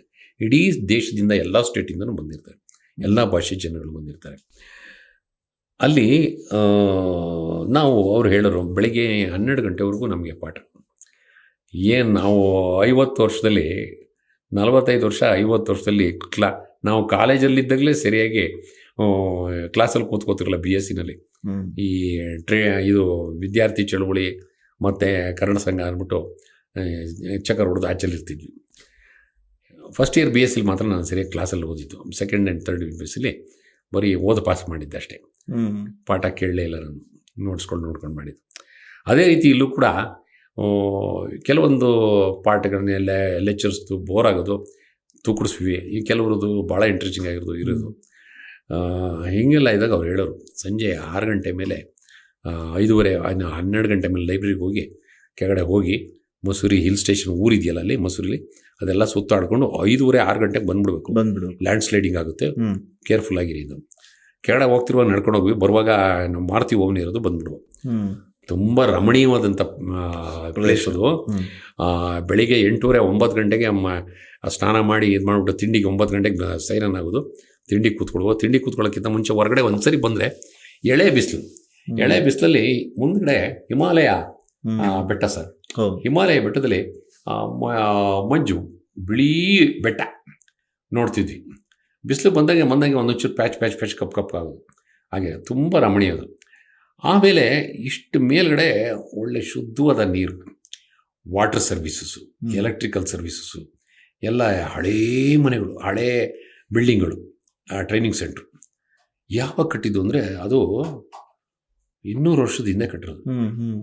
ಬ್ರಿಟಿಷ್ನವ್ರು ಕಟ್ಟಿರೋದು. ನಾವು ಬ್ರಿಟಿಷ್ನವ್ರನ್ನ ಎಕ್ಸಾಂಪಲ್ ತಗೋತಾ ಇದ್ದೀನಿ ಅಷ್ಟೇ. ಇಡೀ ದೇಶದಲ್ಲಿ ಅದಕ್ಕಿಂತ ವಿಶಿಷ್ಟವಾದಂಥ ಬುದ್ಧಿವಂತರು, ಜ್ಞಾನಿಗಳಿದೆ. ಅವರೆಲ್ಲ ಅಮೇರಿಕಾ, ಫಾರಿನ್ಗಳಲ್ಲಿ. ನಮ್ಮ ಇಂಡಿಯಾಗೆ ಸೇವೆ ಮಾಡೋದು ಕಮ್ಮಿ. ಎಲ್ಲರೂ ಫಾರಿನ್ಗೆ ಹೋಗಿ ಸೆಟ್ಲ್ ಆಗಿಬಿಟ್ಟಿದ್ದಾರೆ. ಯಾಕೆಂದರೆ ಹೊಟ್ಟೆಪಾಡಕ್ಕಾಗಿ ಮತ್ತು ಅಲ್ಲಿರೋಂಥ ಅವಕಾಶಕ್ಕಾಗಿ. ಇಲ್ಲಿ ನಾನು ಇದನ್ನ ಯಾಕೆ ಹೇಳ್ತಾ ಇದ್ದೀನಿ ಅಂದರೆ, ಗೊತ್ತಾಯ್ತು, ದೂರದೃಷ್ಟಿ ಅಂದರೆ ವಿಷನ್ ಇರಬೇಕು. ಆ ವಿಷನ್ ಅವರು ಅವತ್ತಿನ ದಿನ ಬ್ರಿಟಿಷ್ನವರು 200 ವರ್ಷದ ಮುಂದಕ್ಕೆ ನಮ್ಮ ವಾಟರ್ ಸರ್ವಿಸಸ್ ಏನಿರಬೇಕು, ನಮ್ಮ ಟೌನ್ ಪ್ಲಾನಿಂಗ್ ಹಿಂಗಿರಬೇಕು ಅಂತ ಅದೇ ಥರ ನಮ್ಮ ರಾಜರು ಕೂಡ ಮಾಡೋದು. ಸುಮಾರು ಜನ ಮಹಾರಾಜ, ಮೈಸೂರು ಮಹಾರಾಜರಿಂದ ಹಿಡಿದು ಕೆಂಪೇಗೌಡರಿಂದ ಹಿಡಿದು ಅದು ಮುಂದೆ ಬಂದ್ರಲ್ಲ, ಆ ತದನಂತರ ಬಂದ್ರಲ್ಲ ಅಡ್ಮಿನಿಸ್ಟ್ರೇಟರ್ಸು, ಇವರು ಅದನ್ನು ಕಂಟಿನ್ಯೂ ಮಾಡಲಿಲ್ಲ, ಮುಂದುವರಿಸಲಿಲ್ಲ. ಅದೇ ಥರ ಯಾವುದೇ ಸಂಘಟನೆ ಆಗಲಿ, ನೀವು ಹೇಳ್ತಿದ್ರೆ ಪೋಷಕ ಕಲಾವಿದರ ಸಂಘ, ಯಾವುದೇ ಸಂಘ ಸಂಸ್ಥೆ, ಒಂದು ಕಲಾವಿದರ ಸಂಘ ಆಗಿರ್ಬೋದು, ಪೋಷಕ ಕಲಾವಿದರ ಸಂಘ ಇರ್ಬೋದು, ಆಮೇಲೆ ನಿರ್ಮಾಪಕರ ಸಂಘ ಇರ್ಬೋದು, ಚೇಂಬರ್ ಇರ್ಬೋದು, ಯಾರೇ ಆಗಲಿ ಕೆಲವು ಸಮಯ ಬೆಳೆಯುತ್ತೆ, ಕೆಲವು ಸಮಯ ಕುಂಠಿತವಾಗುತ್ತೆ. ದೂರದೃಷ್ಟಿ ಇರಬೇಕು, ದೂರದೃಷ್ಟಿ, ಪ್ರಾಮಾಣಿಕತೆ. ಅಲ್ಲಿ ಮಂಚೂಳಿಯಲ್ಲಿ ನಿಂತ್ಕೊಂಡಂಥ ವ್ಯಕ್ತಿಗೆ ನಾನು ಈ ಸಂಘ ಯಾವ ರೀತಿ ಬೆಳೆಸಬೇಕು, ನಾನು ಈ ಸಂಸ್ಥೆ ಯಾವ ರೀತಿ ಬೆಳೆಸಬೇಕು, ನಾನು ಈ ದೇಶ ಯಾವ ಸ್ಥಿತಿ ಕಟ್ಟಬೇಕು, ನಾನು ಈ ಸಮಾಜನ ಯಾವ ರೀತಿ ಕಟ್ಟಬೇಕು, ನಾನು ಈ ಶಿಕ್ಷಣ ಸಂಸ್ಥೆಯನ್ನು ಯಾವ ರೀತಿ ಕಟ್ಟಬೇಕು, ನನ್ನ ಹೆಸರಿರಬೇಕು ನಾನು ಉಸಿರೋದ್ಮೇಲೆ. ಇಲ್ಲಿ ಈಗ ನೋಡಿ, ಶಿಕ್ಷಣ ಸಂಸ್ಥೆಯಿಂದ ವಿದ್ಯಾರ್ಥಿಗಳು ಬರ್ತಾರೆ. ನೀವು ಪ್ರಾಮಾಣಿಕವಾಗಿ ಆತ್ಮಸಾಕ್ಷಿಯಾಗಿ ನಿನ್ನಲ್ಲಿರುವಂಥ ಪ್ರಬುದ್ಧತೆನ ಅವ್ರಿಗೆ ದಾರ ಎರೆದ್ರೆ ಈ ಸಮಾಜಕ್ಕೆ ಆದರ್ಶ ವ್ಯಕ್ತಿಗಳಾಗ್ತಾರೆ. ನೀವು ಡಾಕ್ಟ್ರುಗಳು ಆಸ್ಪತ್ರೆಗೆ ಬರ್ತಾರಲ್ಲ, ಅವ್ರು ಒಳ್ಳೆ ಸೇವೆ ಮಾಡಿದ್ರೆ ಸಾಯೋವರೆಗೂ ನೆನೆಸ್ಕೊತಾರೆ, ನನಗಿಂತ ಒಂದು ಡಾಕ್ಟ್ರ್ ಇದ್ರಪ್ಪ ಆರೋಗ್ಯ ಕಾಪಾಡಿದ್ರು ಅಂತ. ಅದೇ ರೀತಿ ನಿಮಗೆ ಯಾವುದೋ ಒಂದು ಪಕ್ಷದಲ್ಲಿ ಒಬ್ಬ ಒಳ್ಳೆ ಲೀಡ್ರು, ನೋಡಪ್ಪ ನೀನು 1000 ಕೋಟಿ ಮಾಡ್ಕೊಂಡಿದ್ಯಾ, ಸಾಕ್ರಿ ನಿಮ್ಮದು ದುಡ್ಡು, ಜನಕ್ಕೆ ಏನು ಮಾಡ್ತೀರ ಮಾಡ್ರಿ, ಒಂದು ಒಳ್ಳೆ ರಸ್ತೆ ಇಲ್ಲ, ಒಂದು ಒಳ್ಳೆ ಶಿಕ್ಷಣ ಸಂಸ್ಥೆ ಇಲ್ಲ, ನಿನ್ನ ಕೈಲಾಗುವಂಥದ್ದು, ನಿನಗೆ ಒಂದು ಅಧಿಕಾರ ಕೊಟ್ಟಿದ್ದಾರಲ್ಲ, ಅಧಿಕಾರ ಅವಧಿಯಲ್ಲಿ ದೂರದೃಷ್ಟಿ ಇಟ್ಕೊಂಡು ನಮ್ಮ ಪರಿಸರ, ನಮ್ಮ ಟೌನ್ ಪ್ಲಾನಿಂಗ್ ಇರಬೇಕು. ಎಲ್ರಿ 15 ಅಡಿ ರೋಡ್ಗಳು ಎಷ್ಟು ಲೇಔಟ್ಗಳು ಆಗ್ಬಿಡ್ತು ಬೆಂಗಳೂರು ನೋಡ್ತಾ ಇದ್ದೀನಿ. ಬಿಡಿ ಎಲ್ಲ ಕಡೆ ಇಡೀ ಬಿಡಿಯಾಗಿದ್ದರೆ ಇಡೀ ನಗರ ಹೆಂಗಿರ್ತಿತ್ತು. ಮೈಸೂರು ಮಹಾರಾಜರು ಎಂತೆಂಥ ದೊಡ್ಡ ರಸ್ತೆಗಳು ಕಟ್ಟಿದ್ದಾರೆ ಅಲ್ವಾ. ಕೆಂಪೇಗೌಡರು ಆಗಿನ ಕಾಲದಲ್ಲಿ ಎಂತೆಂಥ ಪ್ಲಾನಿಂಗ್ ಮಾಡಿದರು, ಆ ಥರ ಯಾಕೆ ಮಾಡ್ಬೋದು? ಅದೇ ರೀತಿ ನಾವು ತಳಹದಿ ಏನಿದೆ, ನಾವು ಯಾವುದೇ ಸಂಘಟನೆಗಳಲ್ಲಿ ನಾವು ಮಂಚೂಣಿಯಲ್ಲಿ ನಿಂತ್ಕೊಂಡಾಗ, ನಾವೊಬ್ಬ ಲೀಡ್ರ್ ಆದಾಗ, ನಮಗೆ ಆ ಸಂಸ್ಥೆನ ನಮ್ಮ ಜೊತೆಗೆ ಎಲ್ಲರನ್ನೂ ಸೇರಿಸ್ಕೊಂಡು ನಾವು ಕಟ್ಕೊಂಡು ಹೋಗ್ಬೇಕು ಪ್ರಾಮಾಣಿಕವಾಗಿ. ಬರೀ ಮೋಜು ಮಸ್ತಿ ಅಷ್ಟೇ ಇಲ್ಲ. ಇದೆಲ್ಲ ಏನಾಗುತ್ತೆ ಅಂದರೆ ಅವರಿಗೆ ಒಂದು ಗೌರವ ಕೊಡುತ್ತೆ ಸಮಾಜದಲ್ಲಿ, ಅವ್ರು ಕೆಲಸ ಮಾಡೋ ಕ್ಷೇತ್ರದಲ್ಲಿ ಒಂದು ಗೌರವ ಕೊಡುತ್ತೆ. ನೋಡಪ್ಪ ಇವಂಥವ್ರು ಹಿಂಗೆ ಮಾಡಿದ್ರು. ಒಬ್ಬ ಕಲಾವಿದನ ಅದನ್ನು ಅವನ ಕೆಲಸದ ಗಾಂಭೀರ್ಯತೆ ಏನಿರುತ್ತೆ, ನಾನು ಚೆನ್ನಾಗಿ ಅವು ಕೊಟ್ಟಂಥ ಪಾತ್ರವನ್ನು ಅರ್ಥ ಮಾಡಿಕೊಂಡು ಒಪ್ಸಿದ್ರೆ ನನಗೊಂದು ಗೌರವ ಕೊಡುತ್ತೆ. ಕರೆಕ್ಟ್. ಪಕ್ಕದಲ್ಲಿರೋ ಒಬ್ಬ ಮೇಕಪ್ಪನ್ನು ಪ್ರೊಡಕ್ಷನ್ ಬಾಯಿ ಕಾಪಿ ತಂದು ಕೊಡ್ತಾನೆ, ಇವನು ಟಚಪ್ ಬರ್ತಾನೆ, ಪ್ರೊಡ್ಯೂಸರು ಹಣ ಮಾತಾಡೋದ್ರಲ್ಲಾಗಲಿ ಇದರಲ್ಲಾಗಲಿ ಗೌರವ ಕೊಟ್ಟು ನಮ್ಮನ್ನು ಮತ್ತೆ ಕರೀತಾರೆ, ನಮಗೆಲ್ಲದೂ ಆಗುತ್ತೆ. ಇದು ಒಬ್ಬ ಪೋಷಕ ಕಲಾವಿದನಿಗೆ ಸಿಗಬೇಕಾದಂಥ ಗೌರವ, ಸಿಕ್ಕಿರೋ ಗೌರವ. ವಾತಾವರಣದಲ್ಲಿ ಯಾವುದೇ ಶೂಟಿಂಗ್ ಹೋದ್ರೂ ನಮ್ಮನ್ನು ಚೆನ್ನಾಗಿ ನೋಡ್ಕೋತಾರೆ. ಇಡೀ ಪ್ರೊಡಕ್ಷನವರು ಚೆನ್ನಾಗಿ ನೋಡ್ಕೋತಾರೆ, ಪ್ರೊಡ್ಯೂಸರು ಚೆನ್ನಾಗಿ ನೋಡ್ಕೋತಾರೆ. ಆದರೆ ಎಲ್ಲ ಒಂದು ಕಡೆ ದುಡ್ಡು ಕಾಸಿನಿಲ್ಲ ಅವ್ರಿಗೆ, ಜಿಪುಂಡ್ರಿರ್ತಾರೆ, ಏನು ಕೊಡೋದು ಇಷ್ಟೇ ಸಾಕು, ಕೊಡದೇ ಇರೋ ನಡೆಯುತ್ತೆ ಅನ್ನೋ ಕೆಲವರು ಮೋಸಗಾರರು ಅವ್ರು ಹಂಗೆ ಕಳ್ಕೊಂತಾರೆ, ಹಂಗೆ ಸೈಡ್ ಹೊಟ್ಟೋಗ್ತಾರೆ. ಅದು ಬೇರೆ ವಿಚಾರ. ಆದರೆ ಪೋಷಕ ಕಲಾವಿದರು ಕನ್ನಡ ಚಿತ್ರರಂಗನೂ ನಾವು ಯೋಚನೆ ಮಾಡಬೇಕು. ಕನ್ನಡ ಚಿತ್ರರಂಗ ಇಡೀ ಪ್ರಪಂಚದಲ್ಲಿ ಭಾಳ ಬಡತನದಲ್ಲಿರ್ತಕ್ಕಂಥ ಚಿತ್ರರಂಗ. ಇಲ್ಲಿ ನಮಗೆ ರೆವಿನ್ಯೂ ಬಂದು ಈಗೇನೋ ಸೂ ಫ್ರಮ್ ಸೋ ಒಂದು ಸಿನಿಮಾದಿಂದ ಕೋಟ್ಯಾಂತರ ರೂಪಾಯಿ, ಆ ಥರ ಒಂದು 20-25 ಸಿನಿಮಾ ಈ ವರ್ಷ ಗೆದ್ದುಬಿಟ್ರೆ ಇನ್ನೂ 200 ಸಿನಿಮಾ ಆಗುತ್ತೆ. ಕರೆಕ್ಟ್. ಪ್ರೊಡಕ್ಷನ್. ಆಮೇಲೆ OTT ರೇಟಿಂಗ್ ಬರುತ್ತೆ, ಚಾನಲ್ನವ್ರು ತೊಗೊತಾರೆ, ಎಲ್ಲರೂ ಕೆಲಸ ಸಿಗುತ್ತೆ, ಎಲ್ಲರೂ ಜೋಬು ತುಂಬುತ್ತೆ. ಕರೆಕ್ಟ್. ಇದನ್ನು ಸುದ್ದಿ ಮಾಡೋದ್ರಿಂದ ಸುದ್ದಿ ವಾಹಿನಿಗಳಿಗೂ ಕಮರ್ಷಿಯಲೈಸ್ ಆಗುತ್ತೆ. Yes sir. ನೋಡಿ ಸರ್, ಈಗ ತೆಲುಗುನಲ್ಲಿ ಸಿಕ್ಕಾಪಟ್ಟೆ ಇಡೀ ಪ್ರಪಂಚದಲ್ಲಿ ನೋಡ್ತಾರೆ ಸಿನಿಮಾನ. ತಮಿಳ್ ನೋಡ್ತಾರೆ, ಕನ್ನಡ ಭಾಷೆನ ಯಾರು ಪ್ರಮೋಟ್ ಮಾಡಬೇಕು? ಕನ್ನಡಿಗರೇ ಪ್ರಮೋಟ್ ಮಾಡೋದು. ಯಾರು ಕನ್ನಡಿಗರು? ಒಬ್ಬ ಕಲಾವಿದ ಪ್ರಮೋಟ್ ಮಾಡೋಕ್ಕಾಗಲ್ಲ. ಒಬ್ಬ ಪ್ರೊಡ್ಯೂಸರು ಡಿಸ್ಟ್ರಿಬ್ಯೂಟರ್ಸ್ ಕೆಲಸ ಮಾಡ್ತಾರೆ. ಆದರೆ ಒಳ್ಳೆ ಕತೆ ಕೊಟ್ಟು ಕೂತು ಭಾಳ ಅದ್ಭುತವಾದಂಥ ಕತೆ ಕೊಟ್ಟು ಸಿನಿಮಾ ನಮ್ಮಲ್ಲಿ ಏನು ನ್ಯೂನ್ಯತೆ ಇದೆ ಅಂತ ತಿಳ್ಕೊಂಡು, ಜನಕ್ಕೆ ಏನು ಬೇಕು ಅಂತ ತಿಳ್ಕೊಂಡು ಮಾಡಿದ್ರೆ ನಿಜವಾಗ್ಲೂ ಸಕ್ಸಸ್ ಆಗೋದ್ರಲ್ಲಿ 2 ಮಾತಿಲ್ಲ ಸರ್. ನಮಗೇನು ಇನ್ನೇನು ಹೊಸತನ ಕೊಡ್ಬೋದು. ಈಗ ಬರೀ ಈಗ ಏನಂತಾರೆ ಮಂಗಳೂರು ಬಾಯ್ಸ್ ಗೆಲ್ತಾ ಇದ್ದಾರೆ ಅಂತಾರಪ್ಪ. ಈಗ ಗ್ಯಾಂಗ್ ಕಟ್ಕೊಂಡ್ಬಂದ್ರು ಗ್ಯಾಂಗ್ ಕಟ್ಕೊಂಡ್ಬಂದ್ರು ಮಂಗಳೂರು ಬಾಯ್ಸ್. ಯಾಕ್ರಿ ಆಯ್ತಪ್ಪ, ನೀನು ಒಂದು ಒಳ್ಳೆ ಸಿನಿಮಾ ಮಾಡು, ನೀನು ಯಾಕೆ ಗೆಲ್ಲಲ್ಲ? ಈಗ ಭೂತಯ್ಯನ ಮಗ ಅಯ್ಯೋ ಗೆದ್ದಿಲ್ವಾ, ಸೂರ್ಯವಂಶ ಗೆದ್ದಿಲ್ವಾ, ಕರೆಕ್ಟ್, ಬಂಗಾರದ ಮನುಷ್ಯ ಗೆದ್ದಿಲ್ವಾ, ಒಳ್ಳೆ ಕತೆ, ದುನಿಯಾ ಸಿನಿಮಾ ಗೆದ್ದಿಲ್ವಾ, ಮುಂಗಾರ ಮಳೆ ಜಗ್ಲಿಲ್ವಾ, ಒಳ್ಳೆ ಕಂಟೆಂಟ್ ಬೇಕಷ್ಟು. ಅವ್ ಮಂಗಳೂರು ಬಾಯ್ಸ್ ಬಂದ್ರ. ಕರೆಕ್ಟ್. ಈಗ ಯೋಗರಾಜ್ ಭಟ್ರು ನಾನು ಏನಪ್ಪ ನೀನು ಹುಬ್ಳಿ ಬಾಯ್ ಅಂತ ಅನ್ಬೇಕು. Yes, okay. ಇದುವರೆಗೂ ಮೂಕ್ ಸುರೇಶ್ ಅವರು ಸಾಕಷ್ಟು ವಿಚಾರಗಳನ್ನು ನಮ್ಮ ಮುಂದಿಗೆ ಹಂಚ್ಕೊಂಡ್ರು. ಅವರ ರಂಗಭೂಮಿ, ಶಾಲಾ ದಿನಗಳು, ಕಾಲೇಜ್ ದಿನಗಳು, ಅವರ ಏರಿಳಿತಗಳು, ಸೋಲು ಗೆಲುವು ಮತ್ತು ಇಂಡಸ್ಟ್ರಿಯ ಏರಿಳಿತಗಳನ್ನು ಕೂಡ ಒಟ್ಟಾರೆಯಾಗಿ ಕನ್ನಡ ಇಂಡಸ್ಟ್ರಿ ಬಗ್ಗೆ ಒಂದಷ್ಟು ಮಾತಾಡ್ತಾ ಅವರ ಅನುಭವದ ನುಡಿಗಳನ್ನು ನಮ್ಮ ಜೊತೆ ಹಂಚ್ಕೊಂಡ್ರು. ಸರ್, ನಿಮ್ಮ ಜರ್ನಿ ಇನ್ನಷ್ಟು ಫಾಸ್ಟಾಗಲಿ. ಆಮೇಲೆ ನಿಮ್ಮ ಆಸೆ ಈಗ ಏನು ನಿರ್ದೇಶನ ಮತ್ತು ನಿರ್ಮಾಣ ಸಿನಿಮಾ ಬರ್ತಾ ಇದೆ, ಮುಂದಿನ ದಿನಗಳಲ್ಲೂ ಕೂಡ ಒಳ್ಳೆಯ ಕಮರ್ಷಿಯಲ್ ಸಿನಿಮಾ ನಿರ್ಮಾಣ ಮಾಡುವಂತೆ ನೀವಾಗಲಿ ಅಂತೇಳಿ ಆಶಿಸ್ತಾ ನಮ್ಮ ಪಾಡ್ಕಾಸ್ಟಿಗೆ ಬಂದಿದ್ದಕ್ಕೆ ನಿಮಗೆ ಧನ್ಯವಾದಗಳು ಸರ್. ನಮಸ್ಕಾರ, ಧನ್ಯವಾದಗಳು ನನಗೆ ಅವಕಾಶ ಕೊಟ್ಟಿದ್ದಕ್ಕೆ. Thank you sir. ಶುಭವಾಗಲಿ.